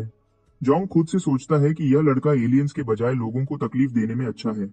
जुंग रुकता है और सुनता है जब वह आदमी अपने पास्ट के बारे में बात करता है, यह बताते हुए कि वह कितना बहादुर और निडर था। वह आदमी मुस्कुराता है और जांग को कहता है कि अगर वह कभी यूनिवर्सिटी वापस जाए तो उसे सुपरनैचुरल टेक्नोलॉजीज डिपार्टमेंट के हेड को अपनी माफी भेजनी चाहिए। वह उनकी उम्मीदों पर खरा न उतरने के लिए माफी मांगना चाहता है, क्योंकि वह एक फर्स्ट क्लास मॉन्स्टर को भी मार नहीं पाया। वह लड़का उसे एकेडमी ऑफ सुपरनैचुरल लिटरेचर की डेप्यूटी डायरेक्टर हुआंग को उनकी गाइडेंस के लिए शुक्रिया कहने को भी कहता है। वह मानता है कि क्लास में घमंड न करने की उनकी सलाह बहुत शर्मिंदगी वाली है, क्योंकि वे हमेशा जिम्मेदारी देने और इंसानियत के बचाव के बारे में बात करती है। जोंग मजाक में उसे इंतजार करने को कहता है जब तक उसे एक नोटबुक न मिल जाए, या फिर बाद में वापस आकर सब कुछ खुद समझाने को कहता है। वह आदमी आहा भरता है, ये कहते हुए कि उसने यह सारे ख्याल बहुत देर तक अपने अंदर रखे हैं और बस किसी से बात करना चाहता है। वह कहता है कि नॉर्दर्न वॉच एकेडमी में फिर से जाना अच्छा होगा। फिर वह पूछता है कि क्या जियांग के पास वह कुकीज और बची हैं, उसे वह बहुत पसंद आई लगती है। जुंग उसे कहता है कि उसका टेस्ट काफी अजीब है, और वैसे भी उसे स्पाइसी स्टिक फ्लेवर्ड कुकीज दुनिया में कहीं नहीं मिलेंगी। वह आदमी बस मुस्कुराता है और उसे भूल जाने को कहता है। अचानक हवा में एनर्जी बढ़ जाती है और वह आदमी कहता है कि नाइट पेट्रोल आ गई है। जांग को सुकून मिलता है क्योंकि अब वह इस आदमी की मदद कर सकते हैं। वह अपना पैकेज उठाता है और जाने की तैयारी करता है। तब वह आदमी पूछता है कि क्या वह उसके साथ जाना चाहता है। चंग मना कर देता है, कहता है कि वह खुद ही पहुंच जाएगा। वह आदमी मुस्कुराता है और उसे सुरक्षित यात्रा की शुभकामनाएं देता है। जैंग उसका शुक्रिया करता है और चलने लगता है, लेकिन जैसे ही वह जाने वाला होता है, वह पीछे मुड़कर देखता है कि नाइट पेट्रोल के ऑफिसर्स उसकी तरफ आ रहे हैं। ऑफिसर्स बताते हैं कि उन्हें एक नाइट पेट्रोल मेंबर और 2 बच्चे मिले हैं। वह उसके वाइटल साइंस चेक करते हैं। उसका ब्लड लेवल अभी भी 10% है। एक ऑफिसर अपने साथी को देखता है और अपना सर हिलाता है। जैंग देखता है कि उस आदमी की हेल्थ बार तेजी से गिर रही है। वह सोचता है कि ऐसा क्यों हो रहा है। मॉडर्न मेडिसिन से तो वह उसे बचा सकते थे।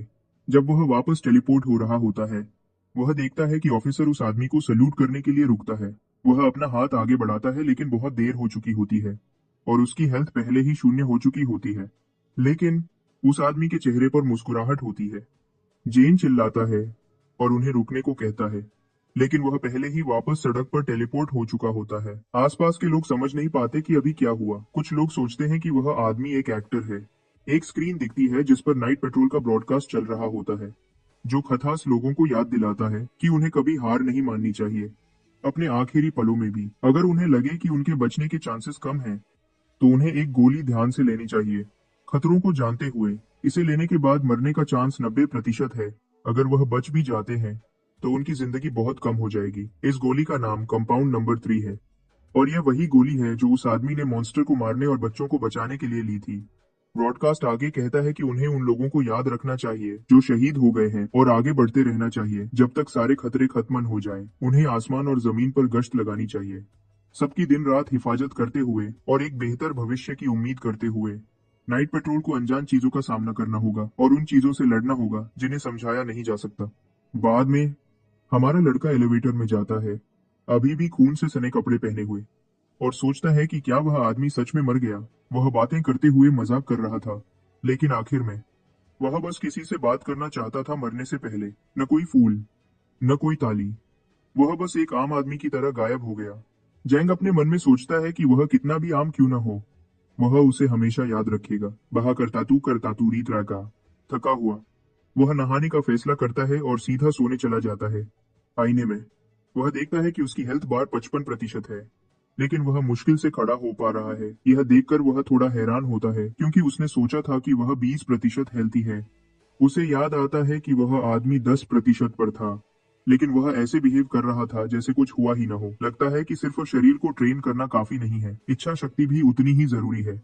अचानक एक तेज आवाज उसके ख्यालों को तोड़ती है। उसकी गर्लफ्रेंड सोफा पर आराम करते हुए उससे अंडों के बारे में पूछती है।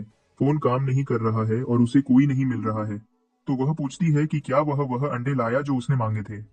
जांग मुड़ जाता है अपने खून से स्ने कपड़े छुपाने के लिए और कहता है कि न्यू ईयर आ रहा है। इस वजह से दुकानों पर लंबी लाइनें लगी हैं, जहां लोग घंटों इंतजार करते हैं। फिर वह पूछता है कि वह उसके घर में कैसे आई। वह उसे बताती है कि वह हर दिन टेकआउट ऑर्डर करता है, इसीलिए अंकल ली ने उसे उसका ख्याल रखने को कहा। वही था जिसने उसे चाबी दी थी। वह उसके खून से स्ने कपड़े देखती है और पूछती है कि क्या हुआ, क्या वह किसी लड़ाई में था। जांग जोर देता है कि देर हो गई है और उसे घर जाने को कहता है, इससे पहले कि अंकल ली फिर से गलत सोचे। लेकिन वह उसका हाथ पकड़ती है और उसे घुमाती है। वह उसे टालने की कोशिश करता है, कहता है कि उसे बस भूख लगी है और वह इंस्टेंट नूडल्स बनाना चाहता है। उसके कपड़ों के छेदों से वह उसके जख्म देखती है और हैरान हो जाती है। वह उससे पूछती है कि उसे इतनी बुरी तरह चोट कैसे लगी। जैंग घबरा जाता है और अजीब तरीके से कहता है कि वह अंडे खरीदना भूल गया। वह बताता है कि घर आते हुए उसने एक रॉबरी देखी तो वह बीच में पड़ा और उस आदमी से लड़ा। वह कहता है कि उसने उस आदमी को काफी बुरी तरह मारा, इसलिए उसे उसके लिए बुरा फील करने की जरूरत नहीं है। बाद में जब पुलिस आई तो उन्हें हमला करने वाला इतनी बुरी हालत में मिला कि वह इंसान जैसा लग ही नहीं रहा था। उसकी गर्लफ्रेंड को उसकी बात पर यकीन नहीं होता, तो वह अपनी तेज रिएक्शन स्पीड दिखाता है और उसके सामने शैडो बॉक्सिंग करता है। वह बक बक करता रहता है और कहता है कि उसने उस आदमी को इतनी बुरी तरह मारा कि उसकी अपनी माँ भी उसे पहचान नहीं पाएगी। जब वह बात कर रहा होता है, याओ धीरे से उसके चेहरे पर बने निशानों को छूती है। वह पागल हो जाता है जब उसे एहसास होता है कि उसने जो कुछ भी कहा वह उस पर यकीन नहीं करेगी। याओ पूछती है कि क्या दर्द हो रहा है, लेकिन जंग बस आह भरता है और कहता है कि उसे सोना है। वह जोर देती है कि उन्हें अंकल ली को सब कुछ बताना चाहिए क्योंकि वह रात के बीच में लोगों से लड़ रहा था।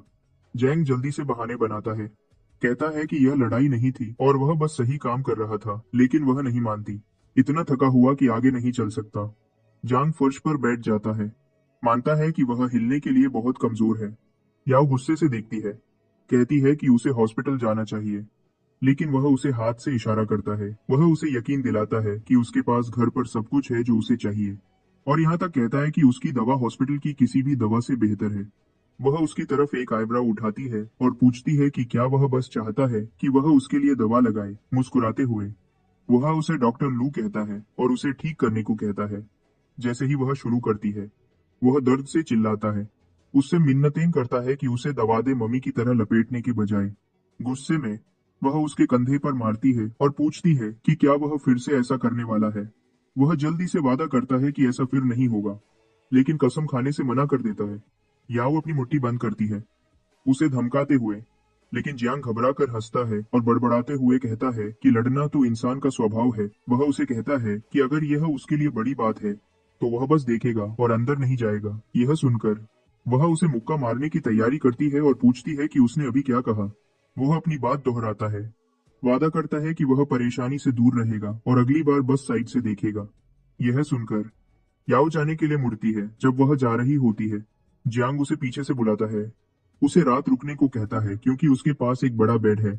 वह उसे अपनी जुबान दिखाती है और अपने पीछे दरवाजा जोर से बंद करती है।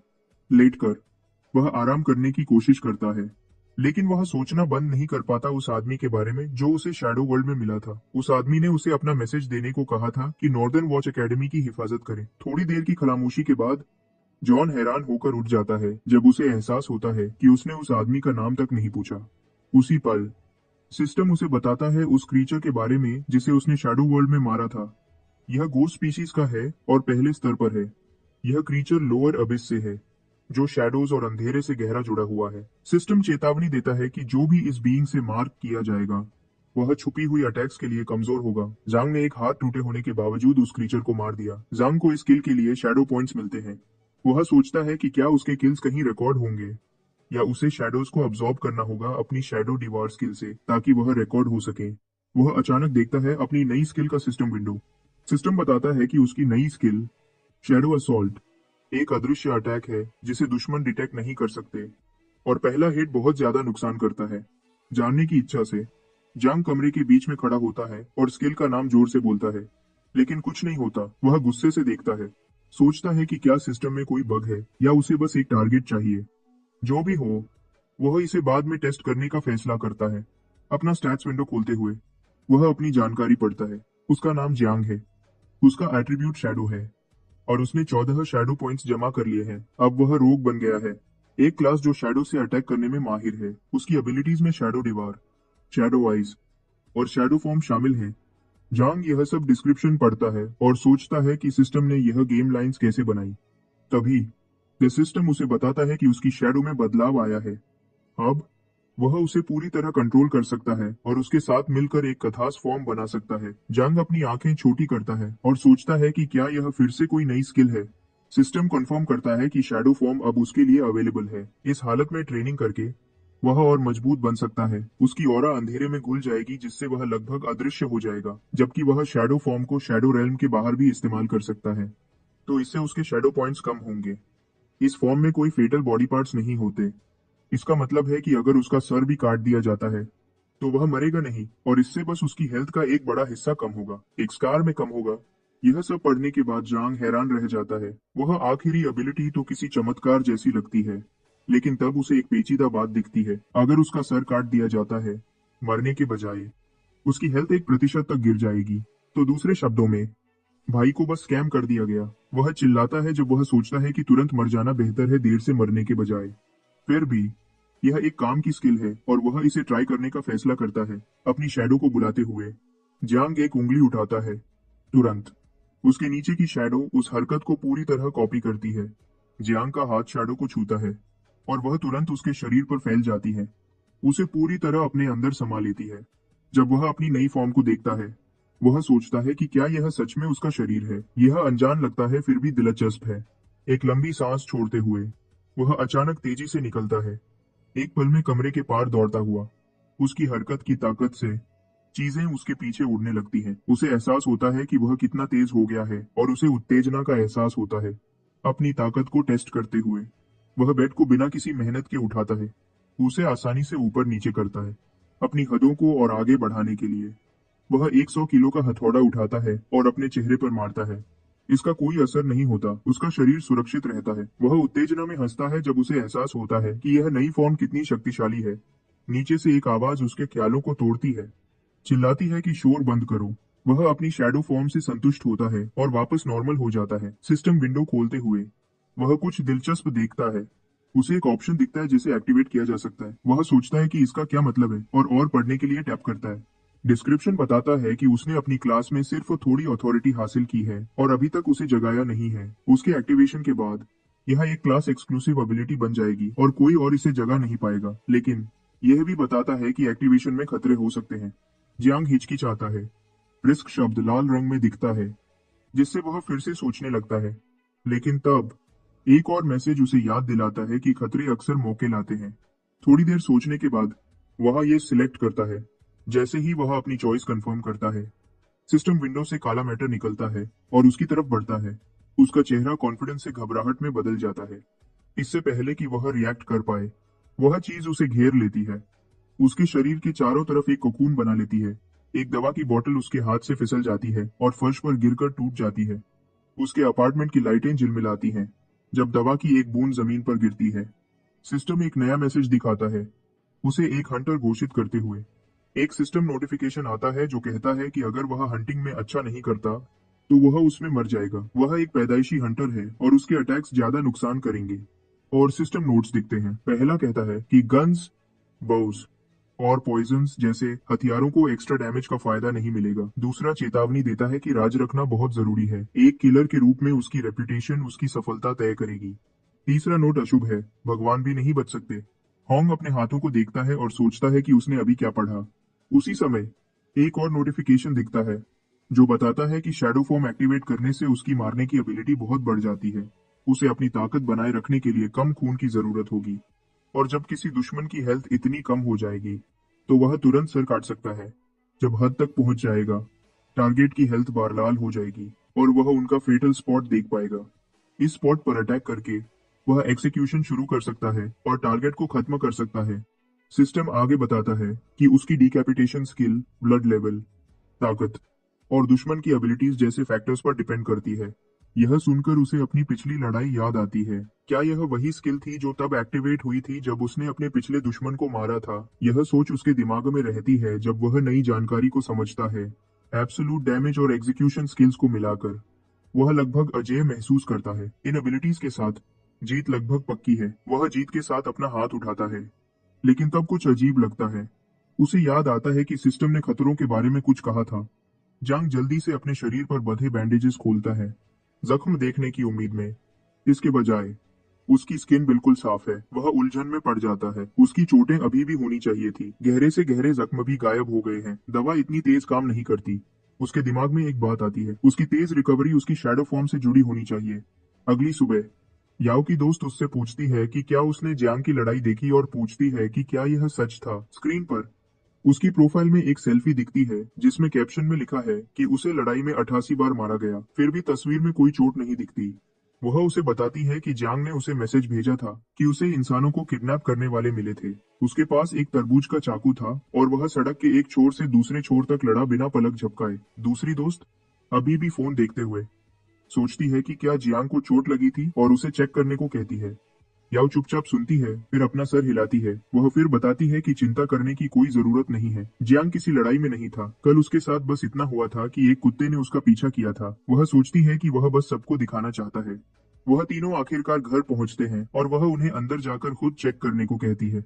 जब वह दरवाजा खोलने की कोशिश करती है, उसकी दोस्त उससे पूछती है कि उसे चाबियां कैसे मिली। वह एक सेकंड के लिए घबरा जाती है और जल्दी से बताती है कि अंकल ली ने उसे दी थी। वह दरवाजा खोलती है, उसे बैंडेजेस में लिपटा हुआ देखने की उम्मीद में, लेकिन वह उसे देखकर हैरान रह जाती है। फर्श पर दर्द में बैठा हुआ, वह तुरंत उसके पास दौड़ती है और उससे पूछती है कि उसने अपने बैंडेजेस क्यों हटा दिए। होंग बताता है कि उसने उसे हटा दिया क्योंकि उसने सोचा था कि जख्म ठीक हो गया है। दोस्तों को एहसास होता है कि वह सिर्फ शेखी नहीं मार रहा था बल्कि सच बोल रहा था। वह उसकी मसल से इम्प्रेस होते हैं और उसे छूने लगते हैं, लेकिन याओ उन दोनों को बाहर धकेल देती है और उन्हें लिविंग रूम में इंतजार करने को कहती है। इससे वह दोनों यकीन कर लेते हैं कि जांग और याओ डेट कर रहे हैं। याओ जख्म पर दवा लगाना शुरू करती है, जिससे जियांग दर्द से तड़प उठता है। वह उसे रोना बंद करने को कहती है क्योंकि वह इस दवा से वाकिफ है और इससे दर्द नहीं होता। लेकिन हमारा हीरो उसकी किसी बात की परवाह नहीं करता और उसकी टांगों को घूरता रहता है। वह यह देखती है और उसे चेतावनी देती है कि वह बस शाओपंग से उसके लिए दवा लगवा देगी। जंग तुरंत मना कर देता है और कहता है कि वह लड़का अनाड़ी है। वह उसके गालों को थोड़ा ज्यादा जोर से चूटती है और कहती है कि अंकल ली ने उसका बहुत देर से ख्याल नहीं रखा है। वह उससे पूछती है कि पिछले दिन क्या हुआ था क्योंकि वह उसकी बताई रॉबरी की कहानी पर यकीन नहीं करती। वह उसे बताता है कि वह नेक है और इंसाफ के लिए खड़ा होना पसंद करता है, लेकिन उसकी गर्लफ्रेंड एक भी बात पर यकीन करने को तैयार नहीं है। वह सोचता है कि उसे क्या बताना चाहिए क्योंकि शैडो लेयर में एक म्यूटेंट को मारना और मरते हुए नाइट पेट्रोल ऑफिसर से बात करना और भी ज्यादा पागलपन लगता है। वह उसके डैड का जिक्र करता है और उससे पूछता है कि क्या वह कल वापस गया था। वह उसे बताती है कि वह वापस नहीं गया और पूछती है कि वह क्यों पूछ रहा है। जियांग चिंता भरे चेहरे के साथ नीचे देखता है और बताता है कि उसे लगता है नाइट पेट्रोल ऑफिसर होना काफी मुश्किल है। उन्हें दिन में और रात में भी काम करना पड़ता है जो खतरनाक है। याओ वहां चुपचाप बैठी रहती है जब वह यह सुनती है। वह उसे देखता है और अपने मन में सोचता है कि वह अपने डैड के बारे में चिंतित होगी। नाइट पेट्रोल ऑफिसर होना एक शांति वाला काम नहीं है। अंकल ली ने इस पेशे में अपना एक हाथ खो दिया और वह आदमी जो उसे शैडो लेयर में मिला था 20 साल की उम्र में मर गया। उसके डैड जितना स्ट्रांग आदमी भी गंभीर चोटों का शिकार हुआ है। इसका मतलब है कि वह इस जिंदगी में और आगे नहीं बढ़ सकता। याओ उसे देखती है और पूछती है कि क्या वह नाइट पेट्रोल ज्वाइन करेगा मार्शल आर्ट्स एग्जाम क्लियर करने के बाद। वह एक पल के लिए सोचता है और बताता है कि उसे यकीन नहीं है। फिर वह मजाक में उससे पूछता है कि क्या रात की गश्त में कोई खूबसूरत लड़कियां भी होंगी, जिससे वह गुस्सा हो जाती है। इसी दौरान दोनों दोस्त बाहर से उनकी बातें सुनने की कोशिश करते हैं। वह दोनों सोचते हैं कि अंदर क्या हो रहा है। वह दोनों आखिरकार अंदर आ जाते हैं। जांग उनसे पूछता है कि वह यहाँ कैसे आए और वह उसे बताते हैं कि वह जानना चाहते थे कि उसके साथ क्या हो रहा है। वह उनसे कहते हैं कि फिक्र न करें और उन्हें बैठने को कहते हैं। जैसे ही वह दोनों बैठते हैं, जियोंग फिर से बक बक करना शुरू कर देता है और उन्हें एक बनाई हुई कहानी सुनाता है। उसकी गर्लफ्रेंड सोचती है कि वह फिर से सिर्फ दिखावा कर रहा है। वह उसे कहती है कि वह सुपरमार्केट जा रही है और उससे पूछती है कि क्या वह उसके कपड़े फेंक दे क्योंकि वह फटे हुए हैं। बिना उसकी तरफ देखे भी वह उससे कहता है कि उन्हें फेंक दे और अपनी कहानी जारी रखता है। लेकिन अचानक उसे कुछ याद आता है और याओ की तरफ उछलता है। वह घबरा कर उससे रुकने को कहता है और बताता है कि उसके कपड़ों में कुछ और भी है। एक अजीब से तरीके से उसके शर्ट से सैनिटरी पैड्स का एक पैकेट गिर जाता है। याओ उसे हैरानी से देखती है और उससे पूछती है कि वह इसे यहाँ क्यों लाया। जांग घबराकर अपना सिर खुजाता है और उससे बताता है कि उसने यह कल सुपरमार्केट से खरीदा था क्योंकि उसने उसे बताया था कि उसके पेट में दर्द है। इसी दौरान दोस्तों में से एक इस पल की तस्वीर लेता है अपनी पूरी क्लास के साथ शेयर करने के लिए। जांग वह पैकेट उससे दे देता है और उससे पूछता है कि क्या उसे कुछ और चाहिए। वह गुस्से से वह पैकेट वापस उसकी तरफ फेंक देती है और कहती है कि उसे कुछ नहीं चाहिए। वह हैरान होने का नाटक करता है और उससे पूछता है कि वह अचानक गुस्सा क्यों हो रही है। दोनों दोस्त इसे एक आम झगड़ा समझते हैं और जाने का फैसला करते हैं। सबके जाने के बाद जेओंग अपने हुनर को आजमाने के लिए आजाद है। वह अपनी परछाई को अपने साथ मिलने का हुक्म देता है और एक मजेदार एक्सरसाइज शुरू करने की तैयारी करता है। जॉन एक काले पदार्थ से घिर जाता है और अपनी परछाई का इस्तेमाल करके शैडो रेल में चला जाता है। जगह में पोल्यूशन होने के बावजूद उसे बहुत आराम महसूस होता है। यह वैसा ही एहसास है जैसे एक इंसान को जो लंबे समय से एक पोल्यूटेड इंडस्ट्रियल जगह में रह रहा हो और उसे बड़े मैदानों में जाने को मिले। अभी उसकी हेल्थ 60% है, लेकिन उसका सारा दर्द चला गया है और उसकी हेल्थ भी ठीक हो रही है। एक चमकदार करंट उसके शरीर से निकलने लगता है जैसे ही वह अपनी एक्सरसाइज की तैयारी करता है। उसे लगता है कि उसके शरीर में बेहिसाब ताकत है। थोड़ी ही देर में वह सैकड़ों पुशअप्स करना शुरू कर देता है। सिस्टम उसे बताता है कि उसकी डार्क फॉर्म शैडो लेयर में आ गई है। वह इन एक्सरसाइजेस के लिए शैडो पॉइंट्स हासिल करना शुरू कर देता है और इससे उसकी ताकत और बढ़ जाती है। हर एक पुशअप के साथ उसकी बॉडी थोड़ी और स्ट्रांग होती जाती है। वह 1000 पुशअप्स पर रुक जाता है और बाहर जाने का फैसला करता है। आक्सीमिसी भी बाहर बाहर जाने का फैसला करता है। बाहर की दुनिया अजीब तरह से खाली लगती है। वह अपने आप से सोचता है कि अगर वह रियल वर्ल्ड में इतना स्ट्रांग होता तो उसके बहुत सारे चेले होते। फिर वह सिर्फ एक हाथ से बार एक्सरसाइजेस करना शुरू कर देता है। इसी दौरान नाइट पेट्रोल के हेडक्वार्टर्स में एक जरूरी मीटिंग शुरू होने वाली है। एग्जीक्यूटिव लियू वहां बैठा है जब एक लड़का उसे अंधेरे में होने वाले बदलावों की रिपोर्ट देता है। वह उसे बताता है कि अंधेरे में होने वाले बदलावों का दायरा बहुत बड़ा है और उनका उतार चढ़ाव ठीक नहीं है। पोल्यूशन का लेवल भी बढ़ गया है और यह बड़े इलाके में फैल गया है। उनकी कुछ स्क्वाड्स ने ऐसी ही दरारें दूसरे इलाकों में भी देखी हैं। एक लड़की रिपोर्ट आगे बढ़ाती है और कहती है कि इस बार यह बदलाव ज्यादातर रेजिडेंशियल एरियाज में हो रहे हैं। यह थोड़ा अजीब है क्योंकि पहले यह बदलाव कहीं भी हो जाते थे। रिपोर्ट में लिखा है कि अजीब हरकतें पिछले कुछ दिनों में ज्यादा होने लगी हैं। 4 अजीब घटनाएं हुई हैं जहां लोगों को शैडो लेयर की डार्क साइड में खींच लिया गया है। यह घटनाएं कम होती हैं, लेकिन कोई नहीं जानता कि क्या यह आगे बढ़ेंगी या नहीं। अबिसल फिशर्स ज्यादा खतरनाक हैं शैडो लेयर से होने वाली परेशानियों के मुकाबले। अगर शैडो लेयर के क्रीचर्स को जंगली जानवरों से कंपेयर किया जाए तो अबिसल फिशर्स जीतेंगे क्योंकि उससे गॉडजिला भी निकल सकता है। अचानक अंकल ली, जो वहां शुरू से बैठा था, मीटिंग में शामिल होता है और कहता है कि यह सब सिर्फ शक है, तो फिक्र करने की कोई बात नहीं है। वह यह भी बताता है कि वह इतने समय से लड़ाई की तैयारी कर रहे हैं। एग्जीक्यूटिव लियू समेत सब लोग उसे गुस्से से देखते हैं, तो वह उनसे कहता है कि रिपोर्ट जारी रखें। रिपोर्ट आगे बढ़ती है और नाइट गार्ड्स की लिस्ट पर भी बात होती है जिन्होंने हाल ही में अपनी जान गंवाई है। मीटिंग खत्म होने के बाद लू एक बड़ी कांच की खिड़की के सामने खड़ा होता है। वह अपनी सिगरेट्स निकालता है और सोचता है कि यह अजीब हरकतें हमेशा नए साल के आसपास ही क्यों होती हैं। वह सिगरेट लेता है और लाइटर ढूंढता है। आग ढूंढते हुए उसे एहसास होता है कि उसकी बेटी ने फिर से उसकी सिगरेट्स को कुकीज से बदल दिया है। इसी दौरान कोई उसकी तरफ सिगरेट्स का एक पैकेट फेंकता है, जिसे वह अपने हाथ से रोक लेता है। यह ली है, जो लू से कहता है कि उसे हमेशा इतना गुस्से वाला चेहरा नहीं रखना चाहिए। वह उसे एक सिगरेट भी ऑफर करता है, लेकिन ल्यू मना कर देता है, कहता है कि उसे लंग कैंसर नहीं चाहिए। ली उसका मजाक उड़ाता है, कहता है कि वह डरता है, लेकिन एग्जीक्यूटिव कहता है कि बोलो, अगर वह सिर्फ कुछ पूछने के लिए देर तक रुका है। ली उसे बताता है कि ऊपर से एक और नोटिस आया है। लू तनाव भरे चेहरे से नोटिस के बारे में पूछता है। नोटिफिकेशन के बारे में सुनने के बाद लू बहुत तनाव में लगता है। वह ली से पूछता है कि क्या यह कंफर्म हो गया है। ली उसे बताता है कि उसे यह अपने कंप्यूटर पर भी मिल गया होगा। वह अपना कंप्यूटर ऑन करता है।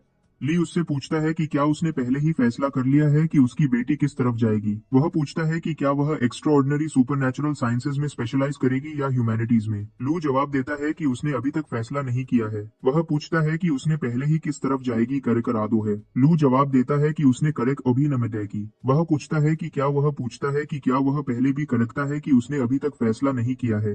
एबिलिटीज टेस्ट तक इंतजार करने का प्लान बनाता है। इमरजेंसी नोटिफिकेशन में लिखा है कि एक्सेप्शनल सुपरनैचुरल एबिलिटीज कैटेगरी में दूसरे ग्रेड या उससे ऊपर वाले कैंडिडेट्स को खतस हालातों को छोड़कर एबिलिटीज टेस्ट देना होगा और स्पेशलाइज एक्सेप्शनल एबिलिटीज चुननी होंगी। एग्जीक्यूटिव ली से जियांग के फ्यूचर प्लान्स के बारे में पूछता है। वह यह भी कहता है कि उसे नहीं लगता कि जियांग एक ईमानदार इंसान है। वह सोचता है कि वह सुपरनैचुरल स्टडीज की अलग अलग कैटेगरीज में से क्या चुनेगा। लाई जवाब देता है कि वह उनमें से कोई भी नहीं लेगा। एग्जीक्यूटिव हैरान होता है और पूछता है कि क्या वह उसे एक्स्ट्रा ऑर्डिनरी ह्यूमन साइंसेज में स्पेशलाइज करवाना चाहता है। लाई उसे बताता है कि वह चाहता है कि वह रेगुलर ह्यूमन साइंसेज ले। लू सोचता है कि वह मजाक कर रहा है क्योंकि उसने अभी तक अपनी एबिलिटीज टेस्ट भी नहीं की है। एक बार जब वह टेस्ट पास कर लेगा तो उसे एक्सेप्शनल ह्यूमन साइंसेज में मेजर करना पड़ेगा। ली खड़ा होता है और बताता है कि वह चाहता ही नहीं कि वह टेस्ट दे। फिर वह घूमने के लिए बाहर चला जाता है, लू को उसके ऑफिशियल काम के साथ पीछे छोड़कर। इसी दौरान पिंक बालों वाली एक लड़की फाइल्स का ढेर लेकर अंदर आती है। वह अंदर आती है और डिस्टरबेंस के लिए माफी मांगती है। लू ध्यान नहीं देता और उससे पूछता है कि वह उसके ऑफिस में क्यों आई है। वह उसे एक नोटिफिकेशन दिखाती है जो शैडो लेयर से भेजा गया है। नोटिफिकेशन एक नए तरह के अजीब क्रीचर के बारे में है। वह क्रीचर एक रिस्पेक्टफुल शैडो है जो बहुत ज्यादा एक्सरसाइज करता है। यह काले रंग का है और एक परछाई जैसा दिखता है। रिपोर्ट में लिखा है कि इसे सबसे पहले शिंग्यू रेजिडेंशियल सेंटर के गार्डन में देखा गया था। ऐसा माना जाता है कि शैडो ने गलती से उस इलाके में घुसपैठ की है। इसे एक्सरसाइज में बहुत दिलचस्पी है और यह ट्रेनिंग के लिए टूल्स का इस्तेमाल करता है। इसका गुस्से वाला स्वभाव भी कम है। रिपोर्ट में यह भी लिखा है कि जब एक्सप्लोरर्स इसके पास जाते हैं तो यह क्रीचर उन्हें ग्रीट करता है। शैडो के लिए रिस्क असेसमेंट कम है और अभी तक इसका कोई किल रिकॉर्ड नहीं है। पिंक बालों वाली सेक्रेटरी एग्जीक्यूटिव को बताती है कि मॉनिटरिंग टीम को रेजिडेंशियल एरिया के पास इस तरह का अजीब क्रीचर मिला है। डेटाबेस में इसके बारे में कोई रिकॉर्ड नहीं है, तो वह एग्जीक्यूटिव की राय जानना चाहती है। लू ने पहले कभी ऐसा क्रीचर नहीं देखा है। सीन शैडो लेयर में बदल जाता है, जहां जियांग एक मकड़ी की वीडियो बना रहा है। वह सबको बताता है कि मकड़ी में ज्यादा प्रोटीन होता है अगर उसे उतने ही चावल से कंपेयर किया जाए। वह आगे कहता है कि मकड़ी का गोश्त नरम और स्वादिष्ट होता है। कोई भी इसकी सतह को गर्मी से आसानी से ग्रिल कर सकता है। एक बाइट लेने के बाद आपको लगेगा कि इसका स्वाद बीफ या लैम जैसा नहीं है, बल्कि यह मकड़ी के गोश्त जैसा लगता है। फिर वह वीडियो पोस्ट करता है। उसे अफसोस होता है कि उसे नहीं पता था कि लोग शैडो लेयर के नजारों की तस्वीरों में दिलचस्पी रखते हैं। अब उसे पता चल गया है और वह सोचता है कि जल्द ही वह इंटरनेट पर फेमस हो जाएगा। अपनी वीडियो पोस्ट करने के बाद उसे पता चलता है कि बहुत सारे लोग पहले से ही एक्सेप्शनल एबिलिटीज के बारे में कंटेंट बना रहे हैं। उसे यह अजीब लगता है क्योंकि उसे ऐसा कंटेंट ऑनलाइन पोस्ट करने की इजाजत नहीं थी। तभी उसे एक नोटिफिकेशन मिलता है कि उसे शिकार पर जाना होगा वरना वह मर जाएगा। जॉन डर जाता है और नोटिफिकेशन को मार देता है। इसी दौरान उसे पता चलता है कि उसकी बची हुई जिंदगी सिर्फ एक 100 घंटे है। वह परेशान हो जाता है क्योंकि उसकी जिंदगी में सिर्फ एक 100 घंटे बचे हैं। जांग को यह भी नहीं पता कि सिस्टम उसे यह नोटिफिकेशन क्यों दे रहा है। उसे याद आता है कि क्लास एबिलिटीज खोलने में कुछ खतरे होते हैं। यह असैसिन खोलने का खतरा हो सकता है। वह जल्दी ही खुद को संभालता है और इस मुश्किल हालत से निकलने का रास्ता ढूंढता है। नोटिफिकेशन में लिखी डिस्क्रिप्शन उसे बताती है कि एक हंटर के तौर पर उसे शिकार जारी रखना होगा अगर वह अपनी जिंदगी बढ़ाना चाहता है। उसे एहसास होता है कि वह जिंदा रह सकता है अगर वह शिकार करता रहे। वह यह भी पढ़ता है कि अगर उसका शरीर गायब भी हो जाए तो भी उसकी एक और रूप में मौजूदगी रहेगी। उसे इस लाइन का असली मतलब समझ नहीं आता। उसे यह भी समझ नहीं आता कि नोटिफिकेशन में क्यों लिखा है कि वह इस जगह पर उठने पर खुश होगा। वह अंकल ली से मदद मांगने का प्लान बनाता है। अगर वह किसी अजीब क्रीचर को मारने में नाकाम रहता है, वह मकड़ी को देखता है और जानता है कि उसे पहले इसे मारना होगा। अगर वह कुछ समय खरीदना चाहता है, वह यह सब रिकॉर्ड करने का भी फैसला करता है क्योंकि इससे वह फेमस हो जाएगा। वह अपना फोन ऐसे एंगल पर रखता है जहां से सब कुछ फिल्म हो सके। उसे पकड़े जाने का डर नहीं है क्योंकि उसका अकाउंट एक सीक्रेट अकाउंट है जो उसे नाइट पेट्रोल ब्यूरो से मिला है। वह अपनी परछाई के साथ मिल जाता है और स्ट्रीमिंग शुरू कर देता है। उसके पास कई मंकी कॉइन्स हैं और वह उनकी रिलायबिलिटी कंफर्म करने का प्लान बनाता है। वह अपने सब फॉलोअर्स को ग्रीट करता है और लाइव स्ट्रीमिंग के दौरान अपना इंट्रोडक्शन देता है। वह उन्हें बताता है कि उसे एक अजीब क्रीचर मिला है। उसके फॉलोअर्स कमेंट्स करना शुरू कर देते हैं क्योंकि वह उसे मकड़ी के साथ देखकर एक्साइटेड हैं। वह उन्हें चुप रहने को कहता है और धीरे धीरे मकड़ी के पास जाने लगता है। वह चुप रहता है क्योंकि मकड़ी सो रही है। वह अपनी लोहे की छड़ी निकालता है जो उसने बहुत पैसे देकर खरीदी है। जल्दी ही मकड़ी जाग जाती है, लेकिन वह जियांग को उसकी शैडो फॉर्म की वजह से नहीं देख पाती। उसका अगला कदम है एग्जीक्यूशन स्किल का इस्तेमाल करना और उसका कमजोर पॉइंट ढूंढना। वह आखिरकार उसका कमजोर स्पॉट देख लेता है और उसे खत्म करने का फैसला करता है। सीन आधे घंटे पहले का हो जाता है जहां मकड़ी जिंदा है और अभी अभी इस दुनिया में आई है।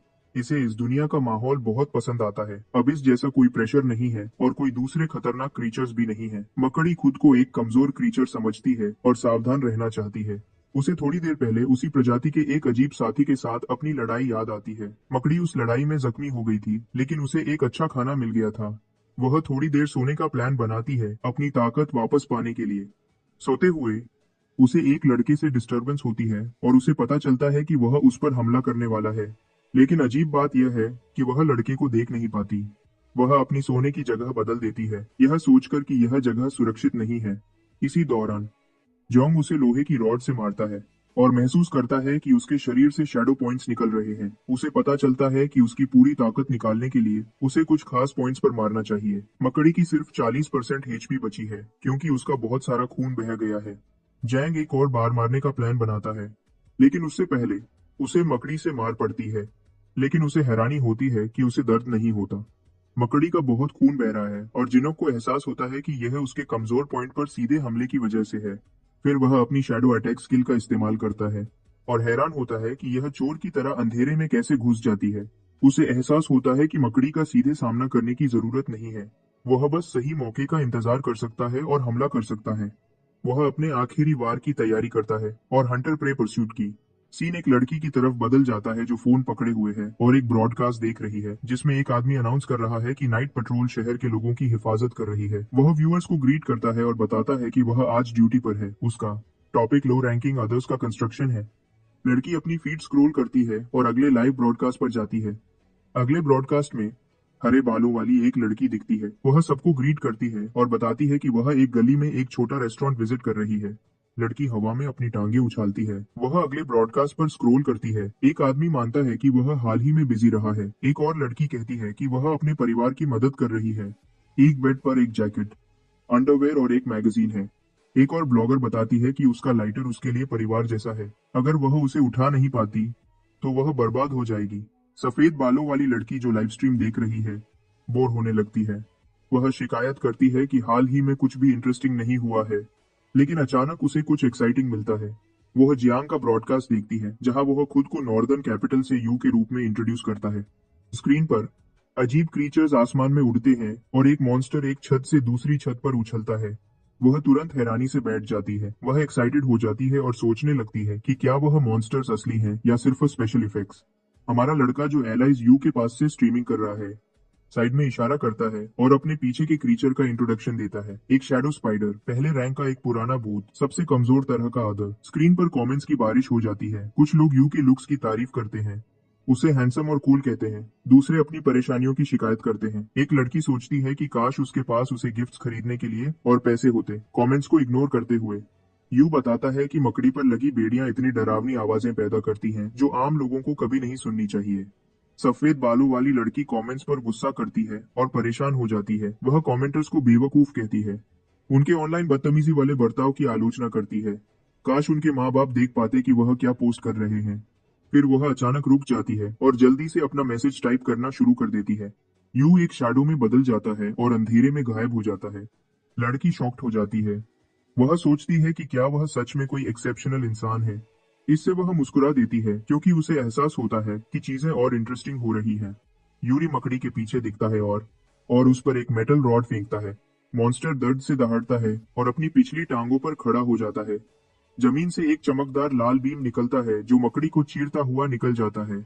वह एक तरफ लड़खड़ा जाती है। इस रहस्यमयी हमले से हैरान होकर यू फिर मॉन्स्टर को हल्के से छूता है और जब वह गुस्से से मुड़ता है वह मुस्कुराता है और कहता है, मैं यहाँ हूँ। मकड़ी उस पर हमला करती है, लेकिन वह हर हमले से बच जाता है। वह मकड़ी का मजाक उड़ाता है और कहता है कि 8 टांगे होने के बाद भी वह उसे मार नहीं पा रही। सफेद बालों वाली लड़की जो कंबल के नीचे से देख रही थी उत्साह से कहती है कि यू कितना तेज और हैंडसम है। मकड़ी अचानक एक बड़ी सी बैंगनी रोशनी छोड़ती है, जमीन को एसिड से भर देती है। वह हंसती है, सोचती है कि यू फंस गया है। लेकिन तभी यू की आवाज ऊपर से आती है। वह पूछता है कि क्या मकड़ी सच में सोचती है कि वह बेचारा है सिर्फ इसलिए क्योंकि जमीन एसिड से भरी है। वह मॉन्स्टर ऊपर देखता है और उसे छत पर पाता है। वह बस इतना कहता है कि कोई भी जगह अंधेरे के बिना नहीं होती और फिर नीचे कूद जाता है। मकड़ी उसे एसिड से हराने की कोशिश करती है, लेकिन यू उसके बीच से आसानी से निकल जाता है। यहाँ तक कि इमारतों के आर पार भी वह खुद को अंधेरे का शिकारी बताता है। अपनी धातु की छड़ उठाते हुए वह कहता है कि लगातार मारकाट ने उसकी याददाश्त धुंधली कर दी है और उसे सिर्फ अपना नाम याद है। अचानक वह छड़ को मकड़ी के सर में घुसा देता है। वह जीव दर्द से कराहता है। वह मकड़ी को तोड़ना जारी रखता है और ऐलान करता है कि उसका नाम यू है। वह अपनी हथेली मरी हुई मकड़ी पर रखता है और उसके अंधेरे को जज़ब करने के लिए शैडो स्वॉलोइंग स्किल का इस्तेमाल करता है। काली एनर्जी मकड़ी के शरीर को जज़ब कर लेती है और उसे यू में ट्रांसफर कर देती है।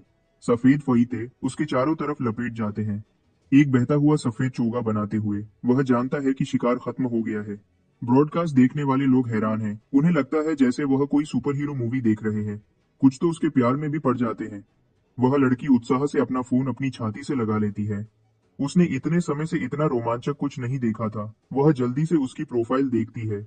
उसका नाम द किलर यू लिखा है। उसके 7,22,000 लाइक्स और 79,000 फॉलोअर्स हैं। वह सोचती है कि उसे उसका ध्यान अपनी तरफ खींचना होगा। वह फॉलो बटन दबाती है और सोचती है कि शायद वह उससे कांटेक्ट कर सकती है। फिर वह उसे एक मैसेज भेजती है। पूछती है कि क्या वह हाई रिवॉर्ड वाली असैसिनेशन मिशन में एक स्टार ऐड कर सकती है। इसी बीच सिस्टम शैडो स्पाइडर के बारे में जानकारी देता है।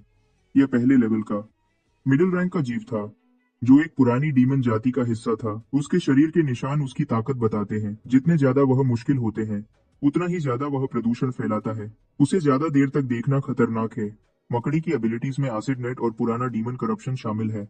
मकड़ी को मारने से सेंसरी डिस्ट्रप्शन होती है। शैडो बाइट की वजह से यू को दो चीजें मिलती हैं। पहला, शैडो नेट बनाने की ताकत और उस जीव से शैडो पॉइंट्स। लेकिन वह निराश महसूस करता है। यह मॉन्स्टर सिर्फ पहले लेवल का मिडिल रैंक था। उसने सोचा था कि यह ज्यादा ताकतवर होगा। असल में ताकत का बहुत बड़ा अंतर था और वह सिर्फ शैडो अटैक का इस्तेमाल करके जीता था। यू अपना फोन चेक करता है और 15 लाख व्यूअर्स देखता है। वह मुस्कुराता है। इतने सारे लोग अब उसे देख रहे हैं। हंसते हुए वह ब्रॉडकास्ट खत्म करता है। कहता है कि आज के लिए इतना काफी है। वह उन्हें उत्सुक छोड़ना चाहता है। वह बात उगू टू द चान हो। अचानक एक काला धागा उसकी बाह के चारों तरफ लपेट जाता है। हैरान होकर वह समझता है कि यह शैडो नेट की एबिलिटी है। इसे टेस्ट करते हुए वह नेट को एक इमारत पर मारता है और हवा में उठ जाता है। पहले तो वह घबरा जाता है, लेकिन फिर वह हंसने लगता है। भाई सच में स्पाइडरमैन बन गया। लेकिन उसकी खुशी ज्यादा देर नहीं रहती। वह एक दीवार से टकराता है और गिर जाता है, एक स्ट्रीट लैंप पर गिरते हुए। कराहते हुए वह समझता है कि उसे इसकी और प्रैक्टिस करनी होगी। उसके सामने एक जानकारी विंडो दिखती है। उसमें लिखा है कि उसकी उम्र सिर्फ 3 दिन बढ़ी है, जिससे उसकी कुल उम्र 7 दिन हो गई है। वह गुस्से से देखता है। यह उसकी उम्मीद से कम है। भले ही उसके पास 7 दिन बचे हैं। दूसरे जीवों को ढूंढना आसान नहीं है और उसे और बैकअप चाहिए। अचानक एक और सिस्टम मैसेज दिखता है। यह तीसरा रिमाइंडर है जो कहता है कि एक शिकारी को अंधेरे में छुपना चाहिए। जितना ज्यादा वह छुपेगा, उतनी ही उसकी रेपुटेशन बढ़ेगी। सिस्टम उसे बताता है कि उसकी रेपुटेशन बढ़ने की वजह से उसे नई हंटर पावर्स मिलेंगी।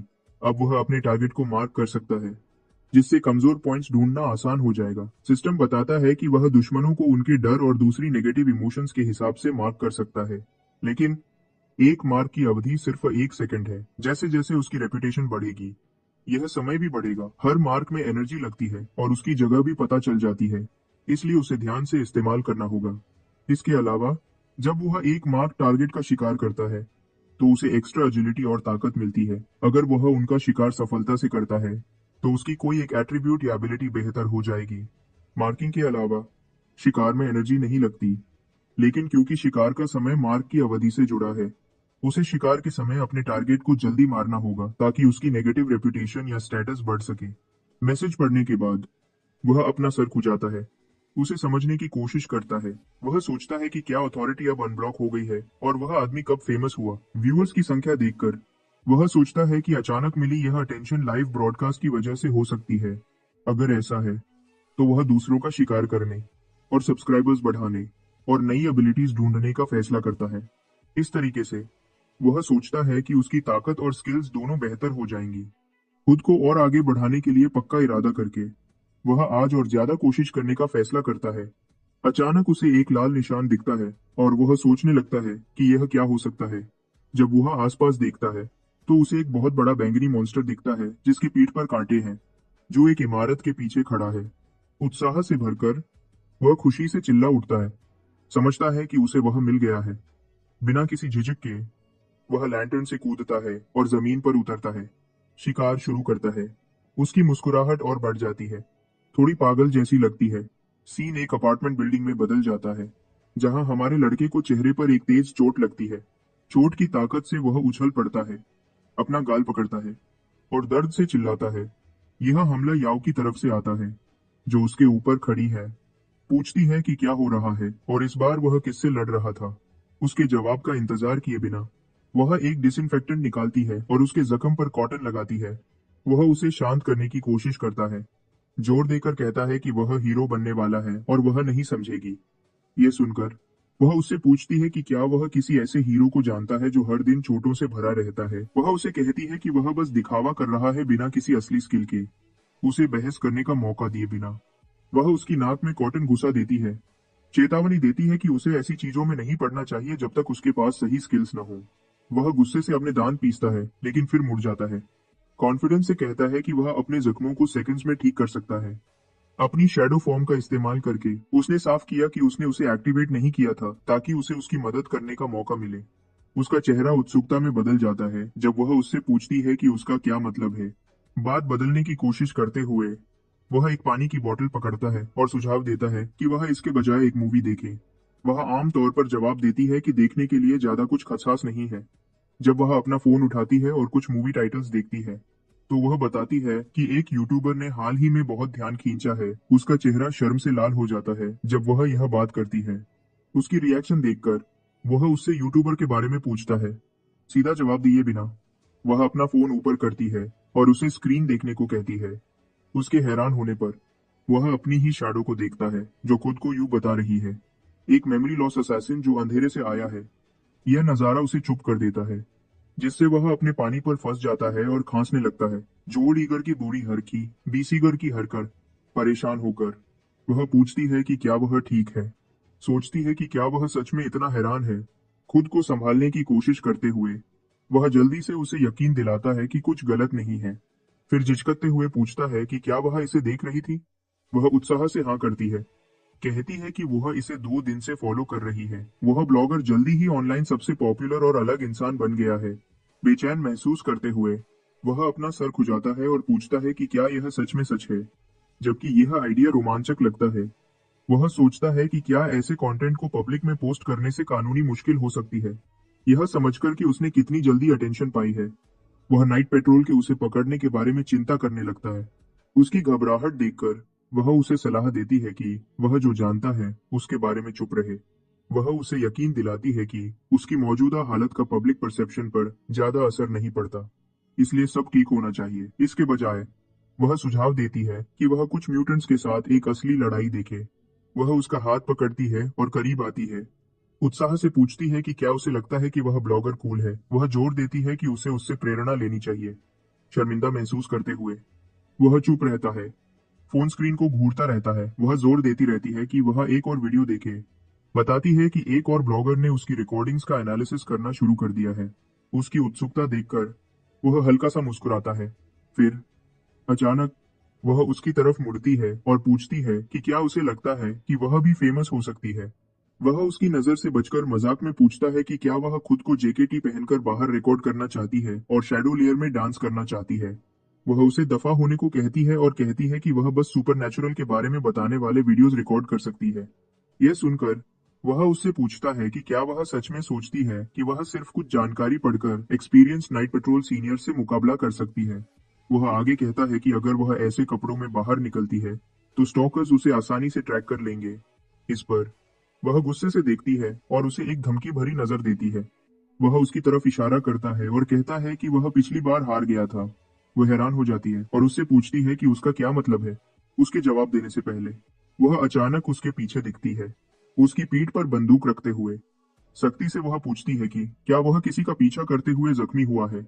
हैरान होकर वह अपने हाथ ऊपर उठाता है और बेचैनी से जोर देता है कि वह सिर्फ मजाक कर रहा है। यकीन न करते हुए वह उसे बंदूक की नली से धक्का देती है और गुस्से से पूछती है कि उसे कैसे पता चलेगा कि वह सच बोल रहा है।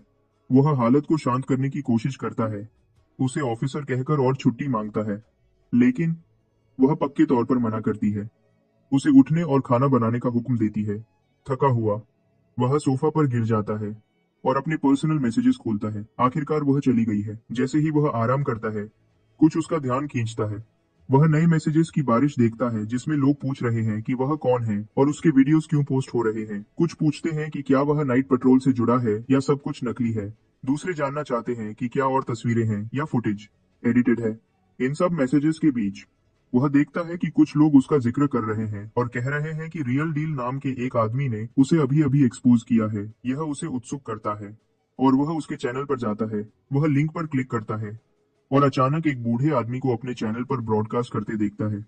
वह सबको नमस्ते करता है और कहता है कि आज वह दुकानें नहीं घूम रहे, बल्कि एक धोखेबाज से निपट रहे हैं। वह आदमी अपने ऑडियंस से पूछता है कि क्या उन्होंने वीडियो देखा है और क्या वह उन्हें असली लगता है।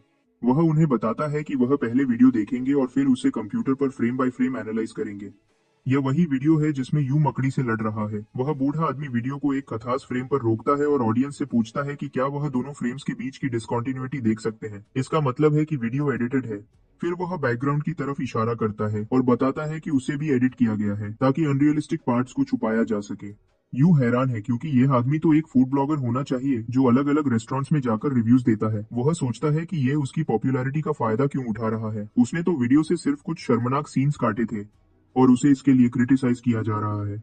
वह आदमी फिर बताता है कि उसने वीडियो रिव्यू करने का फैसला क्यों किया है। वह फोन को घुमाता है और उन्हें अपनी प्रोफाइल पर ऑथेंटिक टैग दिखाता है। वह दावा करता है कि वह नाइट पेट्रोल का मेंबर है और उसने एक बार कई मॉन्स्टर्स को मारा है। इसकी वजह से वह एक नकली चीज को तुरंत पहचान सकते हैं।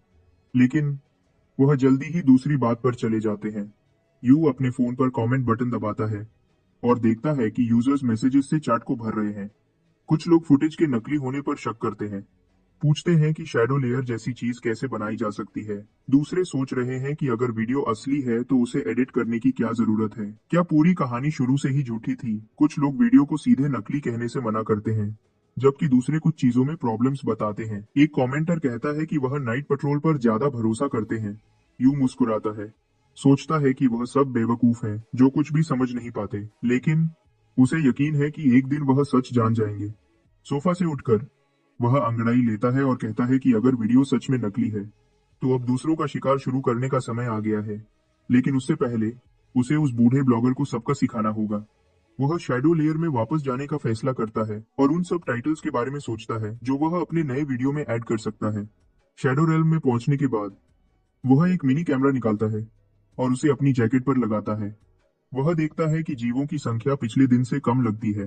शैडो लेयर, ऐसा लगता है, समय समय पर खुद को रीसेट करती रहती है। अचानक कुछ उसका ध्यान खींचता है और वह खुद से पूछता है कि क्या हो रहा है। वह एक लेवल 6 के जीव को महसूस करता है जो दूसरे म्यूटेंट्स पर हमला करना चाहता है। अपने हाथों में क्लब पकड़कर वह मुस्कुराता है और देखने के लिए तैयार होता है कि छठे रैंक का कोई क्या कर सकता है। शिकार शुरू हो गया है। एक कदम बगल में लेकर वह एक छत के किनारे पर खड़ा होता है, लेकिन अचानक रुक जाता है। एक छोटी सी सांस छोड़ते हुए वह हल्का सा कांपता है, फिर सीढ़ियां उतरने का फैसला करता है, खुद को शांत रहने और किसी भी अचानक हरकत से बचने की याद दिलाते हुए। उसके जैसा ताकतवर किलर जल्दी नहीं करता। वह एक खास किस्म का शिकारी है। जैसे ही वह सीढ़ियां उतरता है, वह जीव जिसे उसने पहले देखा था दीवारों से बाहर निकलता है।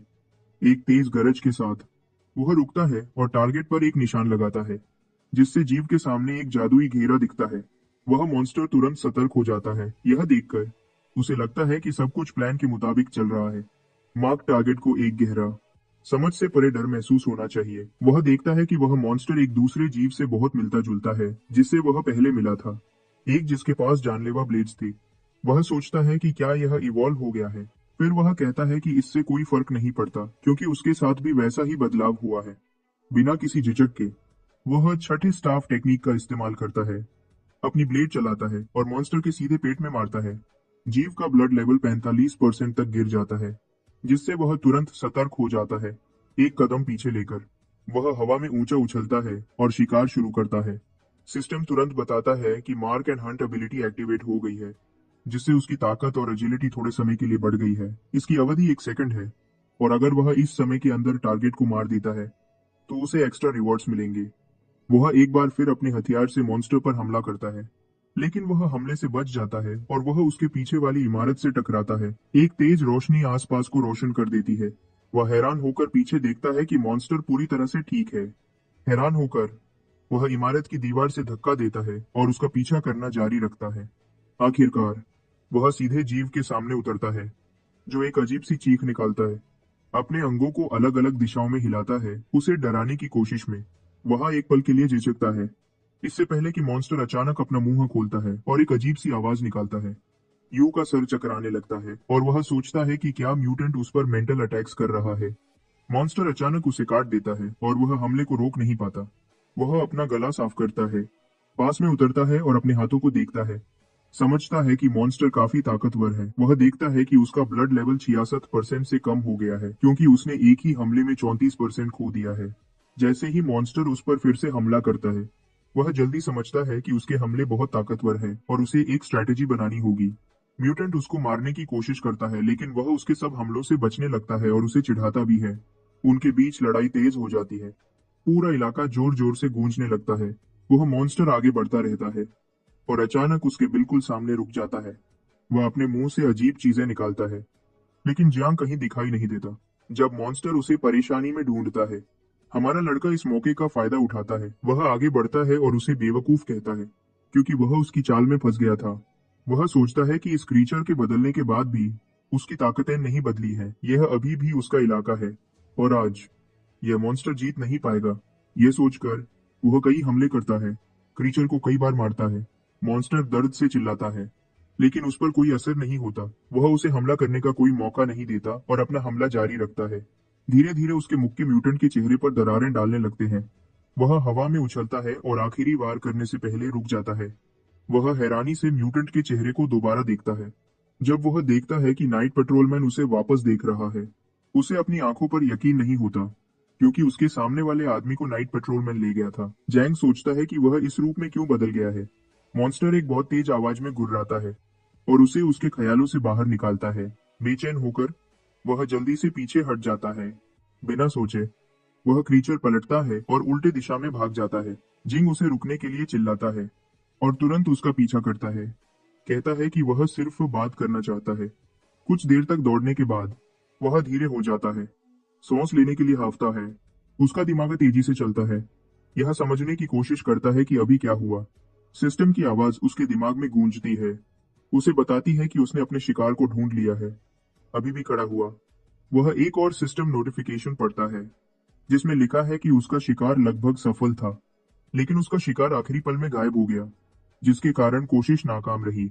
सिस्टम उसे चेतावनी देता है कि बार बार नाकाम होने से वह कमजोर हो जाएगा और उसकी उम्र कम हो जाएगी।